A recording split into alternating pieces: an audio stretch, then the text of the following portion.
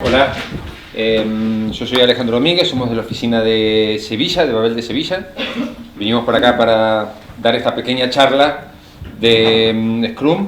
La idea es que sea lo más interactiva posible, que nos interrumpan cada vez que tengan que consultar una duda, que si algún concepto no les queda claro, nos lo repregunten y que sea algo de ida y vuelta, que no sea acá que nosotros vinimos a dar una clase y ustedes nos oyen, ¿vale? Sino que interactuemos todo lo que podamos. Jorge es algunos lo reconocerán, él es el responsable de Babel en el área de Scrum y él es el que va a guiar a la empresa en todo este nuevo marco de trabajo donde esperamos que dé muchos frutos y que genere mucho dinero su implementación. Bueno, David. Muchas gracias. Bueno, gracias a todos por quedaros y a los que estén conectados, espero que nos estén escuchando y viendo bien. Vamos a empezar. Esta es Afterwork, que es una introducción, por supuesto, a Scrum. Lo primero, nos iréis a decir Scrum indistintamente, ¿vale? Es lo mismo, somos así. De aquí no vamos a salir todos expertos, pero sí vamos a hacer un repaso a los elementos clave de la metodología Scrum. Y para que no sea todo teoría, porque probablemente la teoría muchos de vosotros quizás ya la sepáis, al final también veremos un poco algunos casos prácticos. Pues vamos a empezar. Vale, esta es la única diapositiva que voy a leer, ¿vale? Es la definición de Scrum según la guía Scrum que está en el sitio web oficial, última edición. Scrum es un marco de trabajo a través del cual las personas pueden abordar problemas complejos adaptativos a la vez que se entregan productos de forma eficiente y creativa con el máximo valor. Ya digo que esto está en la guía de Scrum, que es un documento muy cortito, creo que la última edición son 22 páginas, algo así. Si alguien está interesado en la certificación de Scrum Master, es la Biblia, es de donde, con saberse bien eso, se aprueba. Conceptos clave, al menos para mí, de la definición. Es un marco de trabajo. Scrum no te va a decir, llegas a las oficinas, a las 8:15 tienes que estar haciendo tal cosa, a las 10 deberías estar haciendo tal cosa. De hecho, se puede adaptar a tantos procesos distintos que lo que hace es darte una referencia en la cual, si te mueves ahí dentro, estás aplicando bien Scrum. Habla de problemas complejos adaptativos, de desarrollo de software, no tiene por qué, de informática, no, tampoco tiene por qué. Hay personas aquí presentes que me han preguntado estas últimas semanas si el Afterwork iba a ser muy técnico, tiene que tener un nivel técnico para empezar. En absoluto. Scrum u otras metodologías ágiles, porque hay otras, Kanban, Lean, se usan, por ejemplo, en fábricas desde hace décadas. El sitio donde me encantaría haber aplicado Scrum en un sitio, no sé si se ha hecho una vez, es en una obra de una casa. Imaginaos que queréis reformar una obra, en vez de lo típico de que le dices, esta es la casa, reformarme esto y llegas 3 semanas después, pero ¿qué habéis hecho? Esto no es lo que yo quería. Estaría genial aplicar Scrum ahí y llegar todas las mañanas, a las 9 de la mañana, a ver, reuniendo todo el mundo, ¿qué habéis hecho ayer? ¿Qué vais a hacer hoy? ¿Os habéis encontrado algún problema? ¿Hay algún muro que no se puede tirar? Etcétera, etcétera. Vamos a adaptarnos. Este hombre que ya ha roto 3 cristales, ¿por qué no lo ponemos a poner ladrillos? Ese tipo de cosas podría venir súper bien. Yo creo que sería, no sé si se ha hecho alguna vez, pero sería un experimento súper bueno. En fin, se puede utilizar en cualquier problema que sea complejo y en el que se pueda ir adaptando la metodología conforme se va avanzando. Y por último, la última palabra, valor. Está centrada en eso, está centrada no en hacer eficiente una serie de cosas, mediciones, todo eso está ahí. Pero la clave, hacia lo que vamos dirigidos con Scrum siempre, es que lo que se entrega al cliente sea del máximo valor para esa persona o para esa compañía. Dentro de un minuto volvemos sobre eso. Una brevísima introducción histórica. Estos dos señores tan majos, Ken Schwaber, o como se pronuncia, y Jeff Sutherland, son considerados los padres de Scrum.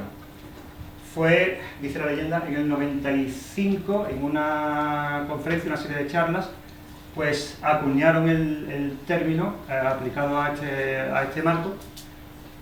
Y se usa esa palabra porque Scrum es como se denomina en inglés a una jugada, una maniobra que hay en rugby, que en español se llama melee. Bueno, en español. Melee supongo que no es muy español, pero bueno. Es esa jugada que se habéis visto en la que varios jugadores de cada equipo se unen y van contra los del otro e intentan ir empujando para ir avanzando lo que puedan. La idea es que Scrum es eso, es un conjunto de personas trabajando en equipo y empujando en la misma dirección. De ahí viene el término. Scrum es solo una de las metodologías ágiles que hay. Y se ve que durante los 90 pues esto era una preocupación más o menos constante en el mundo del software al menos, y en otros. Y había otras personas que estaban también intentando buscar soluciones más o menos a los mismos problemas. Entonces hay un hito importante que fue en el 2001 cuando surge el Manifiesto Ágil. El Manifiesto Ágil es un texto súper breve que está aquí en inglés y en español. En inglés lo encontraréis casi siempre sobreimpresionado sobre esa foto, que si no me equivoco creo que son los padres del Manifiesto Ágil, que son estos 17 abajo firmantes. Básicamente lo que... esto no lo voy a leer. Básicamente lo que estaban diciendo es algo así como lo estamos haciendo casi todo mal. Hay una serie de conceptos contrapuestos en cada uno de estos 4 puntos.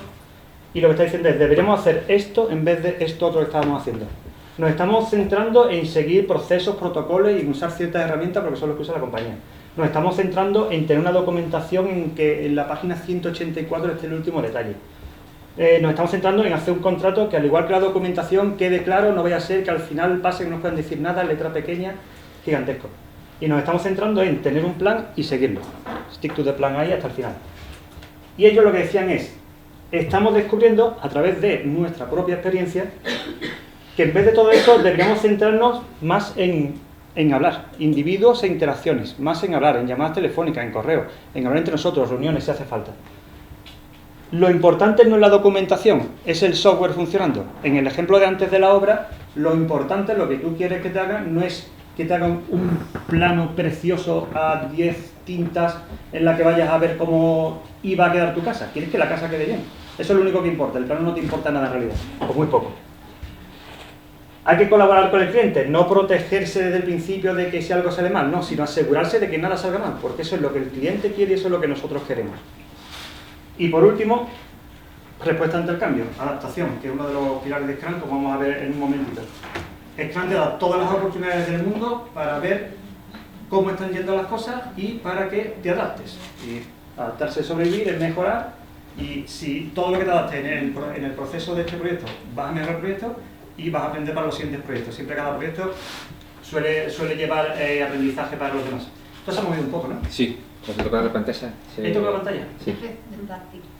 Sí. Si no igual al pasar de pantalla. Ahí, vale, a ver si ahora... A ver si lo hago más. Gracias.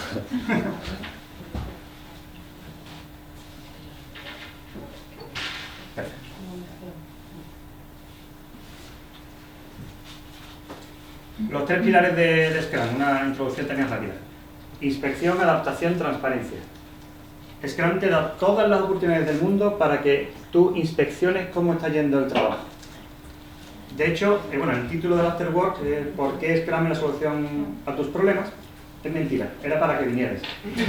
No es la solución, pero te da todas las oportunidades del mundo para que esos problemas que tienes salgan a la superficie, que los detectes y sobre todo que los detectes cuanto antes, no cuando llevas 4 meses haciendo algo, sino cuando llevas 4 días. Después, los eventos, etcétera, que Alejandro explicará, eso se verá muchísimo más claro. ¿Para qué sirve inspeccionar? Para decir, ¿esto lo estamos haciendo mal? Sí. Bueno, no, es para adaptarse.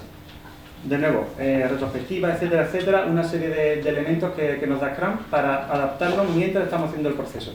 De manera que ni mucho menos vamos a trabajar igual en la 5ª semana de un proyecto que en la primera, si estamos haciendo algo mal, que siempre hay algo mejorado. Y todo eso unido a la transparencia. Scrum es empírico, se basa en datos. No es, chicos, ¿qué tal? ¿Queréis que lo estamos haciendo mejor que antes? Sí, yo tengo buenas sensaciones. No es eso. Es, dentro de lo posible, hacer una serie de medidas, una serie de datos, basándose en el pasado de manera empírica. En eso es lo que nos basamos para ir mejorando. Dicho todo esto, parece fácil, pero no lo es. Como muchas otras cosas, como el ajedrez, por ejemplo, por eso hemos puesto esta foto, Scrum se explica muy fácil. De aquí van a salir como una idea más o menos general bien de cómo se hace, pero como se suele decir en ajedrez, suele decir, tú sabes jugar al ajedrez y muchos te dicen, no, yo sé mover las piezas. Pues eso es saberse la regla. Aplicarlo es otra cosa muy distinta. Por eso, al final de la sesión, vamos a hablar de unos casos prácticos que no son los típicos casos de éxito, son casos reales de mi propia experiencia, pero no son llegamos al cliente, aplicamos Scrum, todo salió bien, quedó muy contento, nos pagó, nos quedamos muy contentos, nos fuimos. No es eso. Son sitios donde vimos dificultades. Y están básicamente ahí para ilustrar el tema de que lo que uno piensa que es un problema muchas veces es la consecuencia o el síntoma evidente del problema. Y hay que rebuscar, hay que irse hacia atrás para ver dónde está el problema real. Para eso son esos casos que vamos a ver. Y creo que ya está en cuanto a la introducción. Empezamos ahora. Bueno, lo que vamos a ver ahora es lo que sería Scrum versus Waterfall. Waterfall es lo que estamos todos acostumbrados a trabajar y hemos venido trabajando, al menos la gente de mi generación, desde que hicimos la carrera. ¿En qué se basa el Waterfall? La metodología más utilizada para el desarrollo de sistemas. Hay una necesidad, se toman unos requisitos, en base a los requisitos se hace un análisis, ese análisis se hace un diseño, se empieza a programar y se hace la implementación, se hacen las pruebas, se pone implantación y después se da el mantenimiento. Así es como siempre hemos venido trabajando todos. ¿Y esto qué es lo que genera y qué es lo que pasaba con esta metodología de trabajo? Que es una metodología que es poco interactiva con el proceso de adaptación del software. Entonces, por ejemplo, lo que venía pasando es que cuando venimos y hicimos nuestros requisitos, nuestro diseño, nuestra implementación, nos damos cuenta de que pasamos a calidad y algo no cumple o no funciona como se esperaba. Entonces, ¿qué se hace? Se vuelve cíclicamente otra vez a el proceso a los desarrolladores para que vuelvan a adaptarlo. Y a veces se dan cuenta que es un problema de diseño. Se vuelve a las características de diseño. ¿Esto qué es lo que genera? Un retardo muy grande que todos los equipos que están dependiendo de estos nuevos cambios, estas nuevas adaptaciones, se queden sin trabajo. Con lo cual, es una forma costosa, lenta y sobre todo muy jerárquica. Todos sabemos ahora que el analista que tiene ya mucho tiempo trabajando en la compañía, entonces tiene una experiencia, va como analista, es el que hace el diseño, el que programa recibe toda esta información del analista que además tiene un rol jerárquico sobre los desarrolladores, el jefe de proyecto que es el que un poco dirige y gestiona el proyecto y da las pautas de trabajo sobre este proyecto. Entonces es una estructura sumamente firme, sumamente jerárquica y poco ágil y participativa. ¿Qué pasa con Scrum? Scrum es justamente lo opuesto. Cambia radicalmente el concepto de trabajo. Es algo, lo que decía David, es algo sumamente sencillo, pero es muy difícil de implementar, sobre todo porque requiere un cambio de mentalidad muy grande. Ese es el gran reto de este marco de trabajo, que como bien decía David, no es una metodología, cosa que Waterfall sí es una metodología. Scrum no lo es un marco de trabajo. Yo te doy una referencia para que vos trabajes y vos te vas adaptando a esa referencia de trabajo, a ese marco de trabajo, según tus necesidades. Tenés que cumplir unos mínimos. Si no cumplís esos mínimos, no puedes decir que estás desplegando ese marco de trabajo. Pero no es algo rígido, es algo totalmente flexible. Y sobre todo lo que hay que hacer para poder trabajar con Scrum es un cambio de mentalidad total. Total. Es lo difícil de esta forma de trabajo. ¿Cómo se trabaja con Scrum? Se trabaja primero definiendo una serie de requisitos. Lo que vamos a ver en algún momento es que son unas historias de usuarios. O sea, alguien sabe cuáles son las necesidades y puede expresarlas claramente. ¿Qué se hace una vez que se conocen esas necesidades? Se trabaja con el equipo de Scrum, con el equipo, incluyendo el equipo de desarrollo y los Scrum Master, que ya veremos los roles. Se trabaja y se desglosan esos requisitos, esas historias de usuario, en historias más pequeñas, se puntúan y se ve el alcance de cada una de ellas. ¿Qué hace? Se empieza a desarrollar ese pequeño subconjunto de requisitos globales que tenemos. Bueno, ahora me paso a mí. Se empieza a trabajar sobre ese conjunto de requisitos y se establece que los requisitos con los que se van a trabajar, que ya se han definido, van a tener un ciclo de 2 semanas. En 2 semanas, yo tengo que haber podido, en 2 semanas, 3 semanas, o un mes. Generalmente se trabaja entre 2 semanas y un mes, lo que se llama el ciclo de vida de Scrum, del sprint. En esas 2 semanas yo tengo que tener un incremento, un entregable, funcionando con unas características muy limitadas para que eso tenga un valor. Entonces, ¿qué es lo que se espera con esto? Que yo en un ciclo haya generado algo que tenga un valor. Que la gente del equipo, los responsables, los que estén trabajando en esto, puedan ver que se les entrega algo que sirve, que funciona, algo que es útil. Entonces, ¿eso qué es lo que nos permite?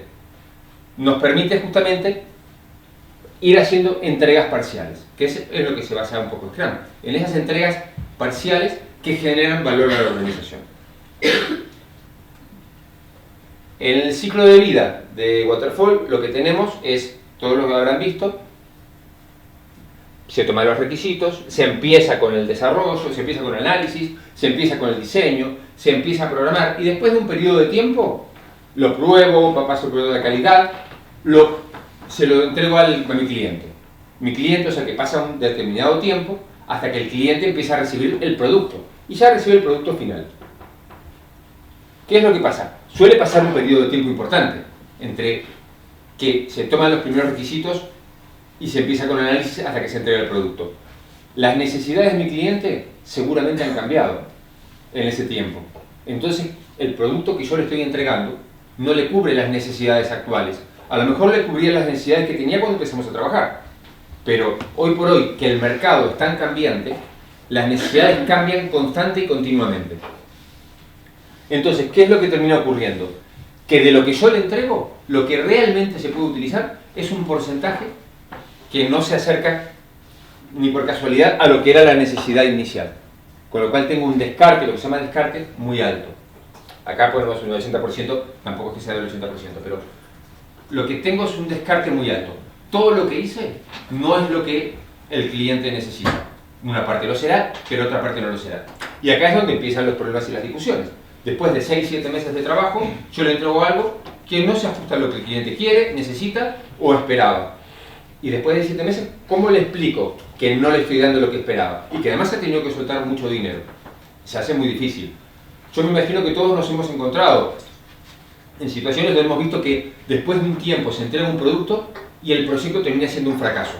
¿Cuántos desarrollos de software han fracasado a lo largo de la historia del software? Muchísimos, un porcentaje alto de proyectos han fracasado.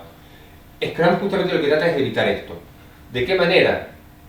Scrum lo que busca es, desde que yo empiezo, conozco mis requisitos, tengo el dinero aprobado para poder arrancar, formo los equipos, empiezo a trabajar sobre la lista de requerimientos y puedo llegar a tener algo visible, pase poco tiempo, que es el arranque del proyecto.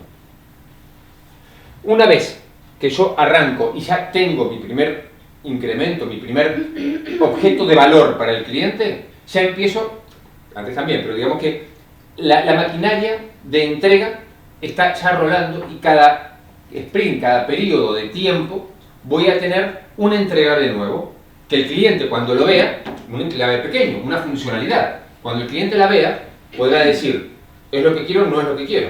Si yo tengo que adaptar algo, lo que tengo que adaptar desde que yo lo entrego hasta que viene la siguiente entrega, que puede ser un mes o 15 días, depende de cómo define ese time box, ese tiempo de trabajo, es un periodo corto de tiempo. Con lo cual, la adaptación no tiene que ser sobre un desarrollo muy grande, sino un desarrollo sobre un periodo concreto. Con lo cual lo voy evolucionando constantemente. Y lo que el cliente me pidió como una funcionalidad muy concreta hoy, que mañana la quiere cambiar, como yo estoy en mi proceso de desarrollo, la puedo readaptar en este time box o en el siguiente periodo de tiempo. Pero la puedo readaptar y le sigo entregando algo entregable. Entonces, ¿qué es lo que pasa? Desde el primer momento, el cliente empieza a tener una funcionalidad que le va a servir para algo. La siguiente vuelve a modificar lo que me pidió, pero o no, porque se ajusta, porque pasó nada más que 2 semanas desde que me lo pidió, el cambio es pequeño, y le vuelvo a entregar otra, con lo cual voy incrementando la funcionalidad. Y así en cada una de las iteraciones que voy realizando. Con lo cual, fíjense lo que era el waterfall y lo que empieza a ser la curva de entregas y de usabilidad del software que yo voy trabajando con esta metodología. Esto es lo que apunta a esta metodología. Que el valor, que lo que yo le estoy entregando al cliente, le sirva rápidamente y que realmente manifieste ese valor en base a la funcionalidad que le estoy dando. El descarte que tengo en esto es mucho más bajo que en el otro, porque la adaptación va siendo continua. Entonces, si yo, supongamos que en uno de estos tiempos de periodo que yo desarrollé algo y el cliente me dice, no, mira, me ha cambiado la necesidad, esta funcionalidad no es la que ahora necesito otra. He perdido 2 semanas de trabajo, no he perdido 6, 7, 8 meses de trabajo. Entonces, en esto es lo que se basa Scrum y esto es la ventaja que tiene este marco de trabajo frente a esta metodología, la metodología tradicional, la que todos conocemos y casi todos hemos estado trabajando.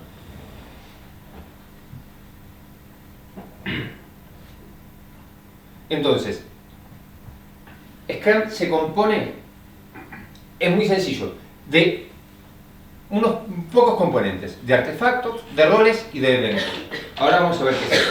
Pero Scrum es muy sencillo, es lo que decía, toda la metodología, todo el documento ágil donde se describe qué es, son 20 páginas. A todos nos ha tocado a lo mejor tener que certificarnos en Prince2, en PMP, en otras metodologías de gestión de proyectos que no reemplazan Scrum, son cosas distintas, pero nos hemos encontrado con lo que es justamente una metodología de gestión de proyectos. Esto básicamente gestiona entregas de software, no es lo mismo. Si yo utilizo Scrum no significa que no voy a poder utilizar Prince2, por ejemplo, para toda la parte formal de gestión de un proyecto, pero no me puede influir en mis ciclos de vida de entrega de software. Pero como ven, es muy sencillo. El Scrum es muy sencillo. Entonces, tenemos que los artefactos básicamente son 3. Backlog, que a lo mejor alguien nos va a hablar en algún momento de Product Backlog, que es la lista de mis requerimientos de que tiene mi sistema, el ordenamiento de esos requerimientos, la aclaración y la división de esos grandes requerimientos de esa historia usual en historias pequeñas que sean fácilmente entendibles, abarcables y transmitibles. El Sprint Backlog, que es lo que voy a desarrollar en ese time box, en ese trozo de tiempo donde voy a realizar las interacciones, es lo que tengo que desarrollar en cada uno de esos periodos, que ya veremos cómo se define, cómo se adapta, cómo se puntúa, etcétera, etcétera. Y después mi incremento. Mi incremento, que es lo que yo mi salida de cada conjunto de tiempo de iteración que voy a estar trabajando. Es mi incremento del software, básicamente. Esto es lo que yo le voy a entregar después de cada ciclo de tiempo al cliente. Entonces, si nos ponemos a ver qué es el Product Backlog. El Product Backlog es la lista de historias de usuarios. ¿Qué son las historias de usuarios? Las historias de usuarios es lo que una persona responsable, que ya veremos en los roles, que se llama Product Owner, va recogiendo de las necesidades que tiene la organización para implementar el software que quieren implementar. Entonces, ¿cómo se define este Product Backlog? Son pequeños conceptos, es decir, pequeñas funciones, pequeñas necesidades que esta persona responsable tiene que ir desagregando en historias más pequeñas para que sean fácilmente abarcables y muy entendibles. ¿En qué se basa cuando define las tarjetas donde describe cada una de estas historias de usuario? Las historias de usuario son muy concretas. Lo habrán visto cuando vieron Kanban, que ponían tarjetitas donde iban pasando. Algo parecido se utiliza en Scrum. Esas historias de usuario son muy pequeñas. Generalmente se basan en 4 líneas concretas donde se describe lo que se necesita. Yo, como responsable de no sé qué, quiero una funcionalidad de tales características para realizar tal cosa, que cumpla tal función para realizar tal tarea. ¿Sí? No sé si va quedando claro lo que es una historia de usuario. Entonces, una historia de usuario, cuando estoy desarrollando, una historia de usuario puede ser, si yo quiero desarrollar una web para vender y comprar productos, una historia de usuarios, una funcionalidad sería que un usuario pudiera logarse y pudiera tener el histórico de sus compras y ventas, por ejemplo.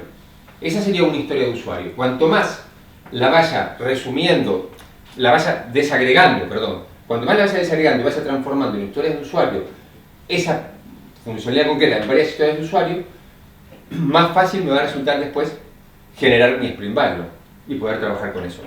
Algo muy importante, que es que las historias de usuario que va a definir y que va a trabajar este Product Owner, esta persona que va a ser el responsable, no pueden estar acopladas unas con otras. Tienen que trabajar un alto grado de desacoplamiento. Yo no puedo definir 5 historias de usuarios y que cada una de ellas dependa una de otra, porque entonces lo que no tengo es una funcionalidad concreta independiente. ¿Sí? Es muy importante que cuando definamos las historias de usuarios no estén acopladas a otras historias de usuarios dentro de lo posible. El Sprint Backlog son las historias de usuarios que yo decido que voy a poder trabajar en un sprint, en un marco de trabajo, en un marco de tiempo de estos que hemos estado hablando, de 2 semanas, 3 semanas o un mes.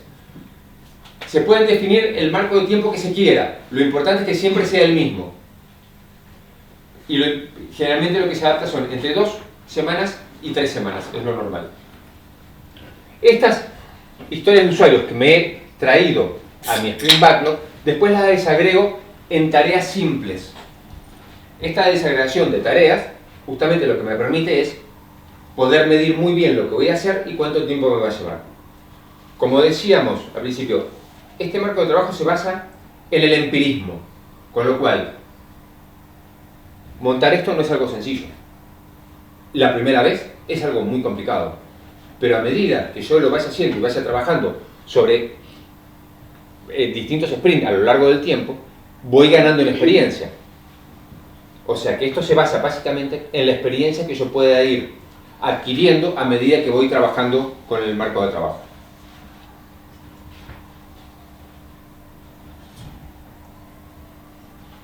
Para poder llegar a estas historias de usuario y a este Sprint Backlog, que es el que estamos viendo, es importante cómo estimo esas tareas.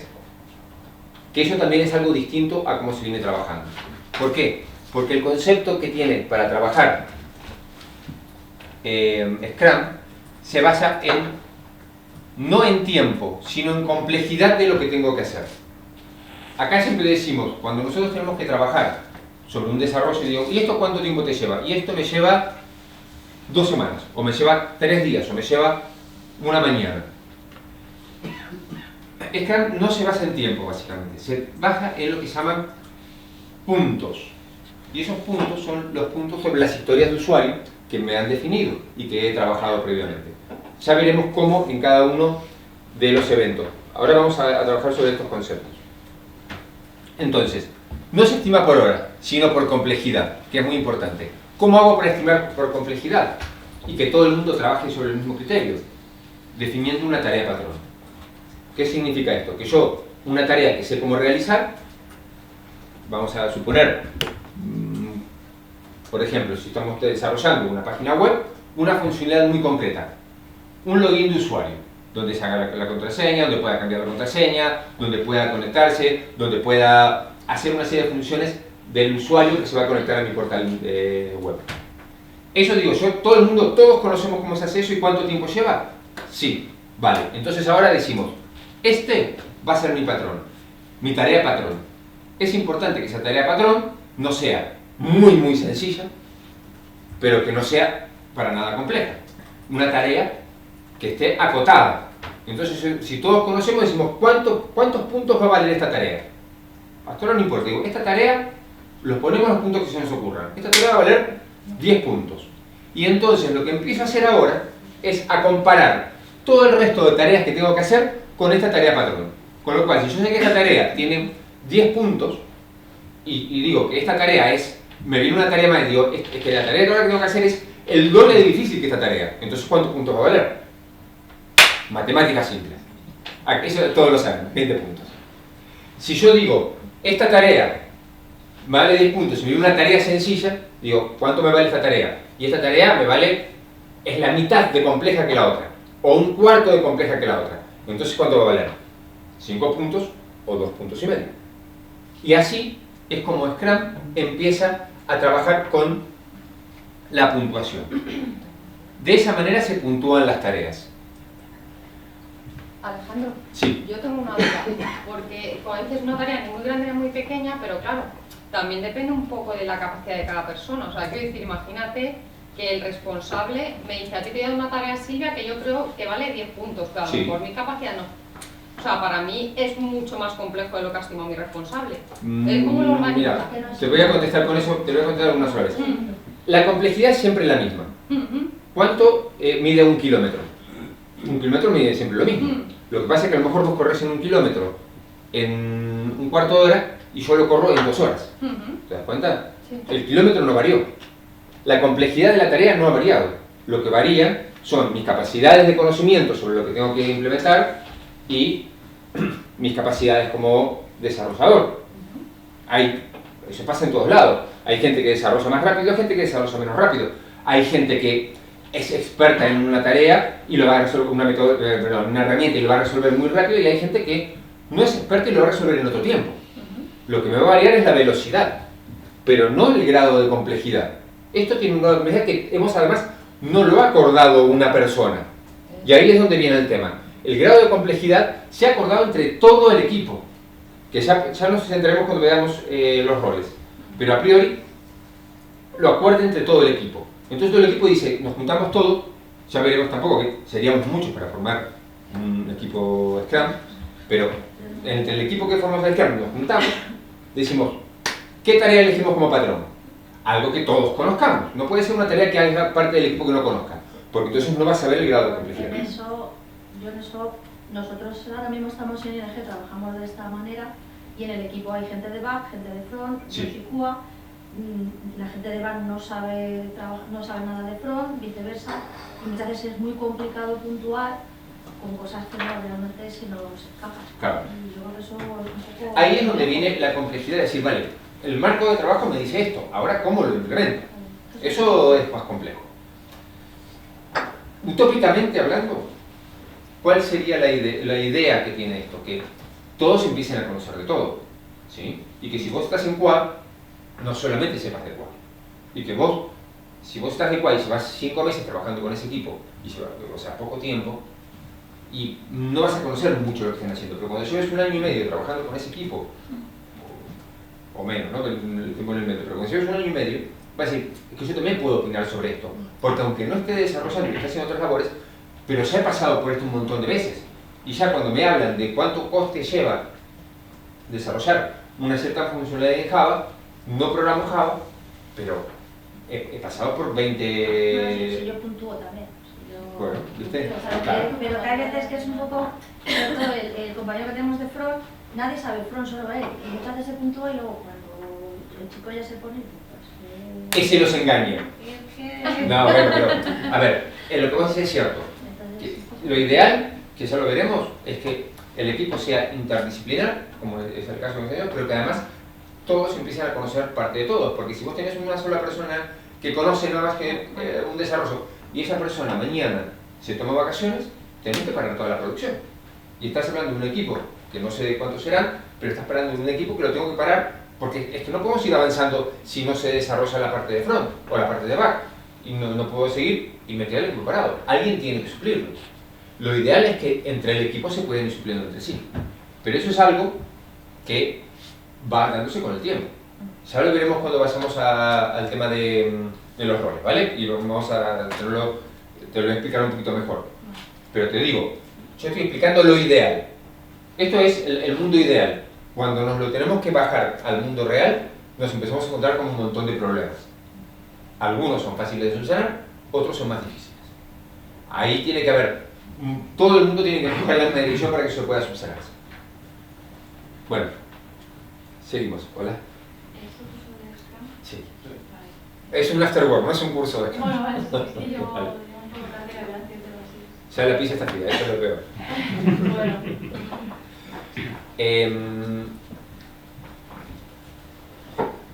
Fíjate con lo que dice, a lo que hablamos antes. El equipo puntúa cada historia. siempre es un equipo de trabajo el que va a puntuar. Nunca puntúa una persona. Nunca. Entonces, ¿a qué llego con esto? Llego al concepto de velocidad. El concepto de velocidad sería el trabajo, los puntos que voy a poder realizar por el tiempo que me va a durar esa ventana de tiempo que estuvimos viendo, que estuvimos hablando. Esa ventana donde yo voy a estar desarrollando hasta que termine, entre el producto y continúe con mi otra ventana de tiempo de desarrollo. Entonces, ¿queda claro cuál es el concepto de velocidad? Acá, puntuar es algo muy difícil. No es sencillo. El concepto de puntuación es fácil, pero después puntuar es algo que se va adquiriendo con el conocimiento. Vuelvo a lo mismo. Este es un marco de trabajo que se basa en el empirismo. La primera vez me va a costar mucho, la segunda vez me va a costar menos, la tercera vez tiene que ser mucho mejor y la cuarta tiene que ir rodado. En esto se basa, en el empirismo. Con lo cual, puntuar es complicado. Pero ya veremos que además para poder puntuar hay una serie de formas de hacerlo, donde todos participan, donde se votan los puntos que tiene cada una de las historias, donde se trabaja inclusive lo que se llama el Sprint Poker, donde se trabaja con una serie de cartas para que, con una serie de Fibonacci, donde se van poniendo, cada uno va votando y se llega a una media para si no se ponen de acuerdo para que esa historia es lo que tenga que ponerle el tiempo, la cantidad de puntos a esa historia, etcétera, etcétera. Pero bueno, todo eso es bastante más complejo. Ahora estamos nada más dando un repaso a los conceptos, ¿vale? Otra de las cosas que se utilizan, que no es parte del artefacto, pero que se trabaja mucho, lo han visto, es la plantilla de Kanban. Kanban en sí mismo es un método de trabajo, ¿sí? Pero en Scrum se utiliza mucho para aportar toda esa parte de transparencia que se estaba hablando antes.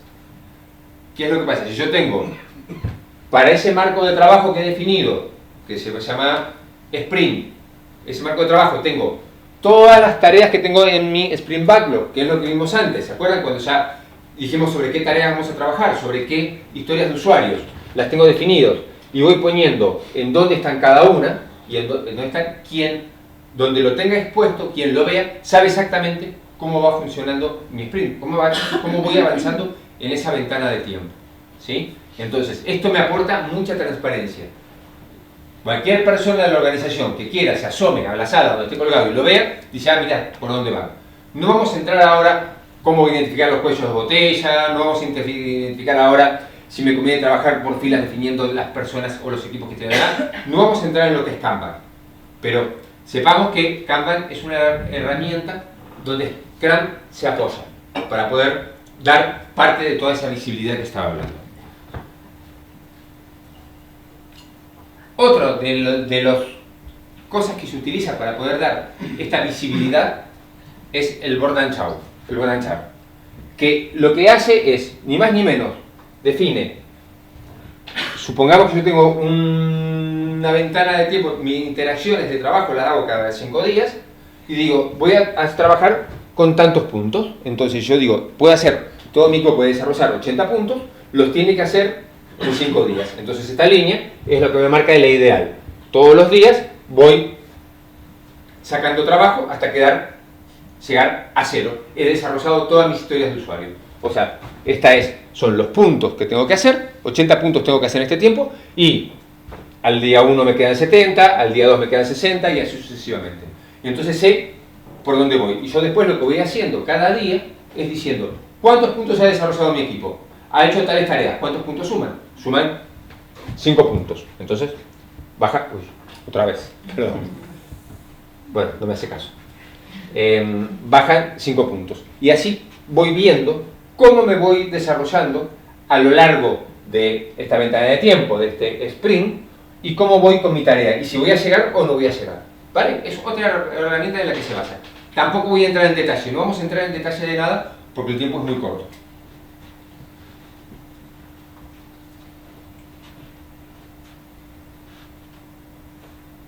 Los roles. Este punto es muy importante. Todos los puntos son muy importantes. Son muy pocos, pero todos son muy importantes. En los roles, yo básicamente tengo el dueño del producto, el product owner, que lo habrán oído hablar, el equipo de desarrollo, que es el equipo de compañeros que van a desarrollar ese incremento, y el Scrum Master. El Product Owner es el responsable de lo que habíamos visto antes, de el backlog. ¿Se acuerdan? Esas historias de usuario que había que definir. Esa persona es la responsable. Y es un rol fundamental en el equipo. Si falla el Product Owner, falla todo. El marco de trabajo no me sirve. Ya vamos a ver que va a pasar lo mismo con cada uno de los roles. Los roles todos son fundamentales. Pero hay que recalcarlo. Cada rol es fundamental. Si un rol no cumple bien con sus tareas, no puedo hacer una buena implementación de Scrum. Entonces, ¿de qué se ocupa el Product Owner? El Product Owner es aquella persona que va a estar muy cerca del negocio, va a tener el conocimiento funcional de lo que se tiene que hacer y se lo va a transmitir al equipo para que el equipo lo haga. Esa persona tiene que cumplir una serie de características. Primero, lo que decíamos, tiene que estar muy cerca de la empresa, tiene que saber lo que necesita, tiene que saber con quién poder hablar cuando hay alguna duda, tiene que saber qué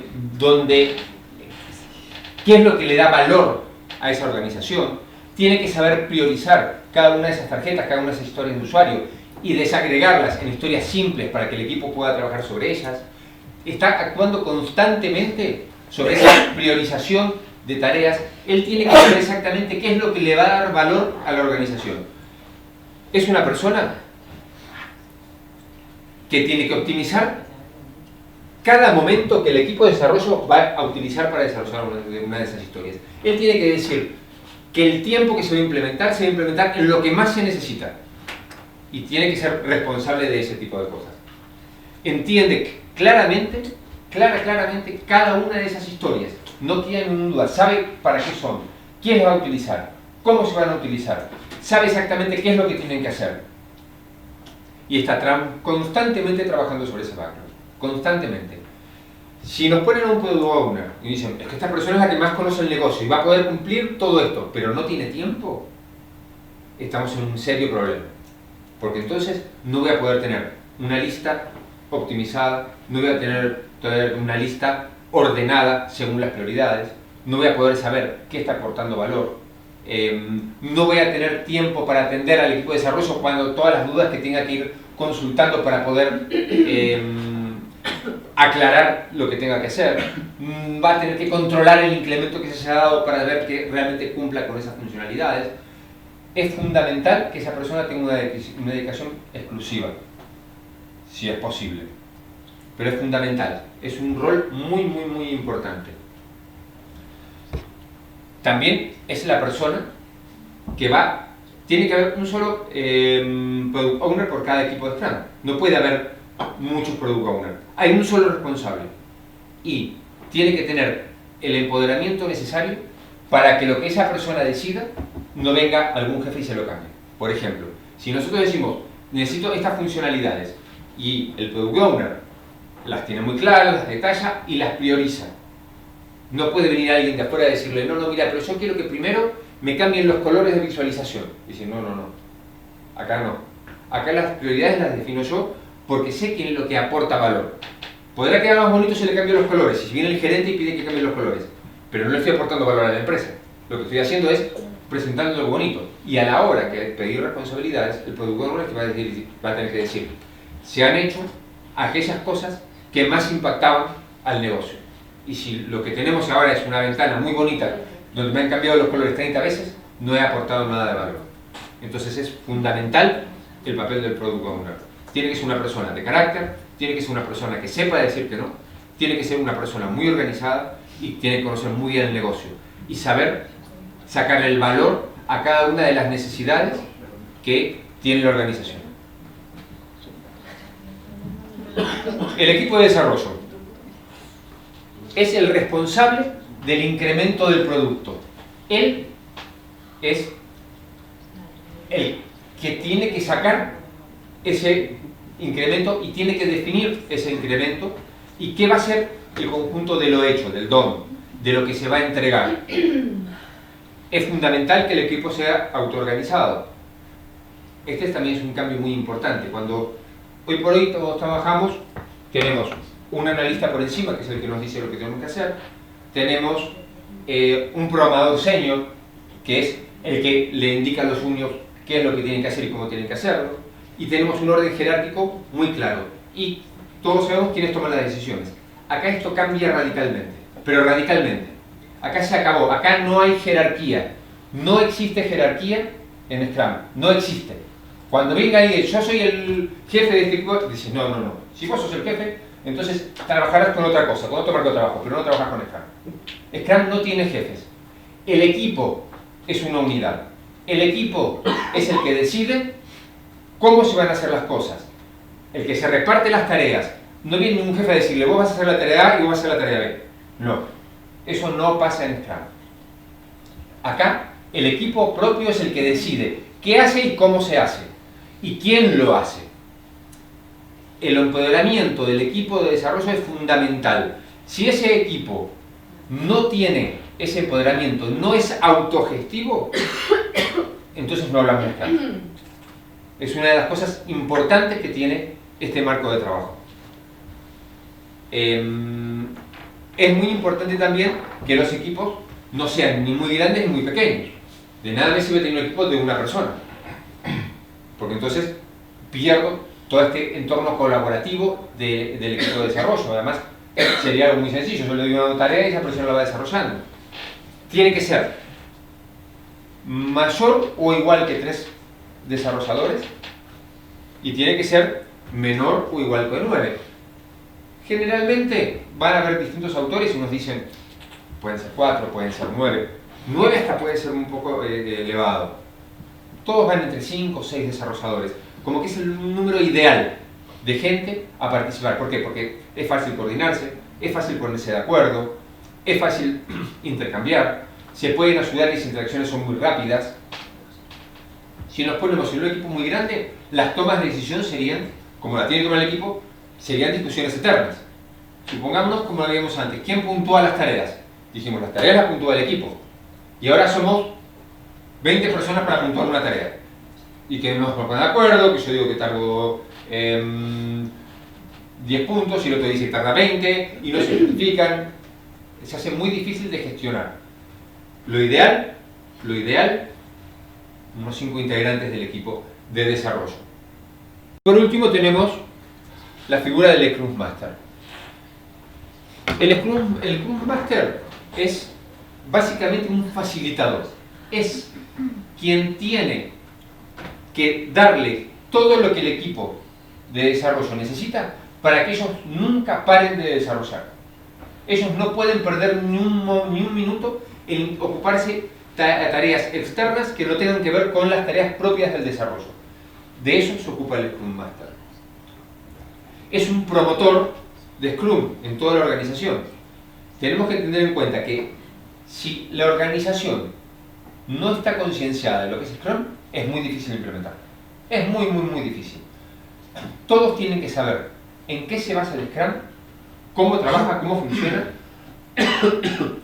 y qué es lo que hace cada componente, cada rol. ¿Y quién se ocupa de eso? El Scrum Master. El Scrum Master es quien es el experto en el marco de trabajo, quien va a resolver los conflictos cuando surjan, quien va a ayudar al Product Owner cuando tenga dudas de cómo ordenar sus tareas y cómo organizarlas, quien va a velar para que el Product Owner realmente esté en contacto con los usuarios finales para que lo que se esté implementando o se vaya a implementar en esas historias se ajuste a lo que realmente los usuarios quieren. Verifica que no haya ningún tipo de impedimento, elimina todo tipo de impedimento. Él es el guía del equipo de desarrollo. Él interactúa, todos interactúan entre todos, pero él interactúa muchísimo con el equipo de desarrollo y muchísimo con el Product Owner. Él es el encargado de que esto, el marco, se lleve adelante y se cumpla con los mínimos requeridos o con las adaptaciones que se han definido para poder implementarlo en esa organización. Es otro rol fundamental. Todos son roles fundamentales. El equipo de desarrollo es otro más. Si no tenemos desarrolladores no podemos hacer nada. Todos los roles son fundamentales en el Scrum y tienen que estar muy claros, muy definidos, y cada uno tiene que saber muy bien lo que tiene que hacer. Donde alguien no lo haga, se perjudica a todo el equipo. El fracaso o el éxito de cualquier proyecto no depende de ninguna de estas patas. Depende de todas en su conjunto. Si falla alguna, falla el proyecto. Por eso es muy importante que en este marco de trabajo todos tengan muy claro qué es lo que tienen que hacer. ¿Y quién es el que sabe eso? Es el Scrum Master. El Scrum Master es el que, si hay alguna duda, va a tener que aclararla. No alguna duda con la funcionalidad de implementar, que sería el Product Owner, sino alguna duda con la implementación de la del marco de trabajo. O si hay algún impedimento, lo tiene que resolver. Y tiene que ver cómo hace para resolverlo. Entonces, estos son los 3 roles importantes. ¿Podría poner algún ejemplo de impedimento externo al proyecto? Impedimento externo al proyecto, por ejemplo, estás desarrollando y ahora resulta que te das cuenta que te falta un servidor. Que vos necesitas ahora un servidor para poder, un middleware para poder hacer algo, y ese servidor no está. Entonces alguien tiene que ocuparse, porque no había aparecido en su momento antes en los requerimientos, y apareció de golpe. Cuando se llegó una historia de usuario se dijo, mira, esto cómo lo vamos a resolver, lo dice el equipo de desarrollo. Mira, acá tenemos que hacer un middleware que tiene que estar acá y tiene que tener cierta conectividad con otras máquinas. Dicen, pero esa máquina no la tenemos. ¿Quién se va a ocupar de eso? El Scrum Master, de resolver ese tema. Ya veremos cómo se ocupa de resolverlo. Ya veremos si hay alguien que en el equipo puede hacerlo o puede resolver esa tarea o no. Pero el responsable de que ese impedimento se resuelva es el Scrum Master. Otro impedimento, que viene una historia de usuario poco clara y vos no podés contactar con el Product Owner. Y yo tengo que desarrollar, ahora me toca desarrollar esta historia de usuario. Tengo que empezar hoy y no puedo detectar el Product Owner, no lo puedo encontrar. No te pones a buscar y desesperado y decís, hola Scrum Master, mira, tengo este problema. ¿Cómo, por favor, fíjate cómo hace? Y él verá cómo lo resuelve. Si a lo mejor te dice, mira, acá está la oficina enfrente, cruzate y anda a hablar con él, o se ocupa de traerlo. Cualquier impedimento que no tenga que ver con el equipo de desarrollo. Nos hemos encontrado un montón. Estoy desarrollando, tengo que hacer una carga masiva de datos, me pongo a cargar datos, me quedé sin disco. Otro impedimento. ¿Quién lo resuelve? El Scrum Master. Una pregunta. Si el impedimento es la comunicación con el cliente. Sí. Mira, si el impedimento es la comunicación con el cliente, ¿quién se comunica directamente con el cliente? Es el Product Owner. Ostras. Es el Product Owner. Pero si el Product Owner tiene un problema que no puede comunicarse con el cliente porque el cliente no lo puede atender, el Scrum Master tendrá que ayudarlo. ¿Sí? Ahora, si el problema es el Product Owner, dice, mira, es lo que decimos, es que el Product Owner nunca tiene tiempo y nunca puede. Se tendrá que resolver el Scrum Master. Que a lo mejor, en ese caso, la forma de resolver es decir, mira, este Product Owner conoce mucho el mercado, es muy bueno, es muy claro, pero no tiene tiempo para dedicarlo. Entonces tendrá que él, con la organización, ver ese tema y buscar a alguien que sí pueda cubrir ese puesto. ¿Vale?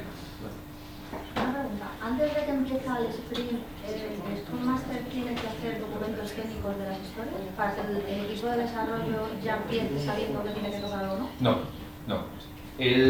Acá la documentación se reduce al mínimo. Que vos podés documentar después lo que quieras. Porque eso, lo que decimos, no es una metodología, es un marco de trabajo. Yo te establezco estas reglas. Vos las vas adaptando a lo que necesites. Scrum en ningún momento habla de documentación más allá de las historias de usuario. Por lo cual, Scrum lo que tiende es a que toda esa documentación desaparezca. ¿Entendés? Desaparezca dentro del marco de lo comprensible. Si vos cuando tengas un producto, el usuario te dice, mira, yo necesito un manual de usuario, necesito un manual técnico, donde vengan todas las características, porque después me lo va a mantener otro proveedor, esa documentación tendrás que entregarla. Pero el Scrum Master antes de cada sprint no tiene que hacer nada de eso. El Scrum Master lo que tendrá que asegurarse cuando empiece el sprint, que eso lo vamos a ver en el siguiente tema, él lo que tiene que ver es que el Product Owner tenga las historias de usuario priorizadas, que sean claras, que sean concisas y que se puedan llevar a cabo. Eso es lo que tiene que ver. Pero no tiene que hacer documentación técnica. Ya, pero el Product Owner tampoco temas de desarrollo a lo mejor tampoco tiene esas capacidades, es decir, que puede hacer unos requisitos, un documento funcional de todo lo que se va a tocar, pero hasta qué punto tienes que tocar en base de datos esta tabla, este campo, tal, tal. No, es que recuerda que estás hablando es un documento de análisis. Sí. Y ese documento de análisis, me estás hablando que entonces hay un analista. Estamos volviendo a Waterfall. Acá no existe ese rol. Ese rol y eso que se tiene que hacer cuando venga el Product Owner, se siente y diga, yo necesito que, lo que decíamos, una funcionalidad para que un cliente externo se conecte a mi web, se registre y pueda acceder a determinadas funcionalidades. El Product Owner va a saber hasta ahí. No es un técnico ni tiene por qué serlo. De hecho, hay quienes dicen, mejor que no lo sea, para que no se ponga a definir cosas que no le corresponden. ¿Eso de quién es esa responsabilidad? De ver qué es lo que hay que hacer y cómo se va a hacer. Es del equipo de desarrollo. Del equipo es un conjunto. Acá no hay un analista que te va a resolver eso. El equipo se sentará cuando ves historia y dirá, pero esto vamos a dividirlo en tareas. ¿Y esto qué tarea sea? Oye, mira, esto es una tarea que yo necesito gestionar base de datos, la registración del proveedor y necesito tener sus datos de accesibilidad en base de datos. Otra idea, vale, perfecto, eso yo. Y necesitamos una pantalla donde el usuario se conecte y sea interactiva y que además sea clara y sea concisa y alguien que conozca más de diseño y diga, mira, entonces nos convendría esto ponerlo de otra manera. No hay ahí un analista. En las tareas, cada uno ya tiene que ir diciendo. Cuando se vaya a las tareas, en conjunto se hagan esas tareas, en conjunto se van definiendo y van saliendo todo este tipo de casos. Pero es el equipo de trabajo, en su conjunto, en su totalidad. Acá no hay un analista que me haya hecho el análisis y que me diga, cada paso y me mande lo que se llamaba antes un manual de carga. Ustedes son muy jóvenes, posiblemente no lo conozcan. A mí sí me tocó cuando trabajamos en COBOL y en Pascal, que no había todavía otros lenguajes de programación, donde venía el analista con un manual de carga, un cuaderno, y te decía, mira, acá está, todo analizado, y vos te ponías a programar la línea código a código. Eso de acá desaparece por completo. Ni siquiera hay un documento técnico donde te explique más o menos lo que tienes que hacer. No, eso lo hace el equipo de desarrollo en su totalidad, conjuntamente. Sí. ¿Cuál es la diferencia entre un Scrum Master y un Agile Coach? Bueno, te cuento, no conozco el Agile Coach, que es lo que hará en esa metodología. En este marco de trabajo, el Scrum Master es el que trabaja sobre esto. No, en otras metodologías, en otros marcos dentro de la metodología, por ejemplo, si vos me decís en Stream Programming, por ejemplo, que es otro marco de trabajo Agile, que hay distintos roles, los definen de distintas maneras. O sea, eso no te lo podría decir. Sí, digamos que es un término un poco marketingiano que ha surgido por las empresas de consultoría que han surgido en el ramo.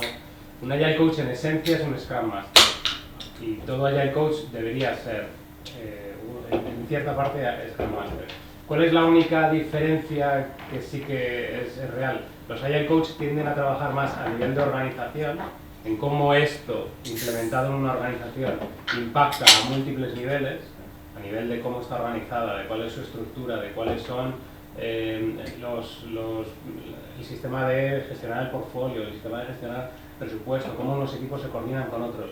Es cierto que el Agile Coach trabaja más a ese nivel y el Scrum Master un poquito más a nivel de equipo.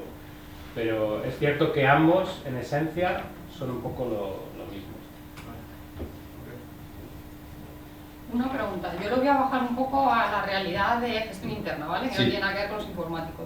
O sea, por ejemplo, administración, cuando hacemos una implantación de una oficina, trabajamos un montón con IT. O sea, dependemos uno de los otros. ¿Se pueden juntar dos departamentos para hacer algo así que no tiene nada que ver uno con el otro, pero que en ciertos momentos tenemos que trabajar de la mano? O sea, yo dependo de ellos y ellos de mí muchas veces. Mira, lo importante es acá que el equipo que tengan que hacer sea conjunto. Ustedes lo que van a tener es un objetivo. Ese objetivo va a estar llevado adelante por un equipo de trabajo y por alguien que te esté definiendo exactamente las historias de usuario que te definen, esas tareas a alto nivel, a nivel de usuario, y alguien que te ayude a implementar esta tecnología. Sí se puede, siempre y cuando trabajen en equipos como si fueran uno solo. Si vos resulta que tenés unas prioridades y decís, mira, yo como gestión interna o como departamento interno tengo un calendario de trabajo, un calendario de tareas, tengo una serie de prioridades, pero ellos como IT tienen otras.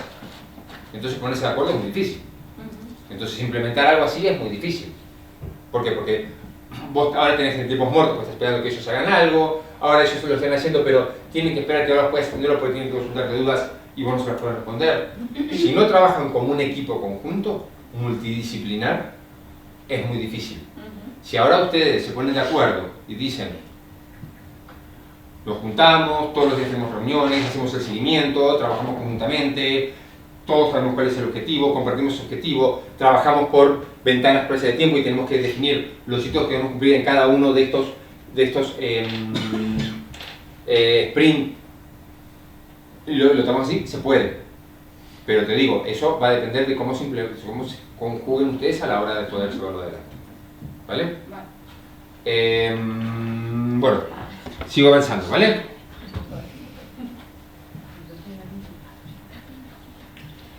Los eventos. ¿Se acuerdan que estamos hablando de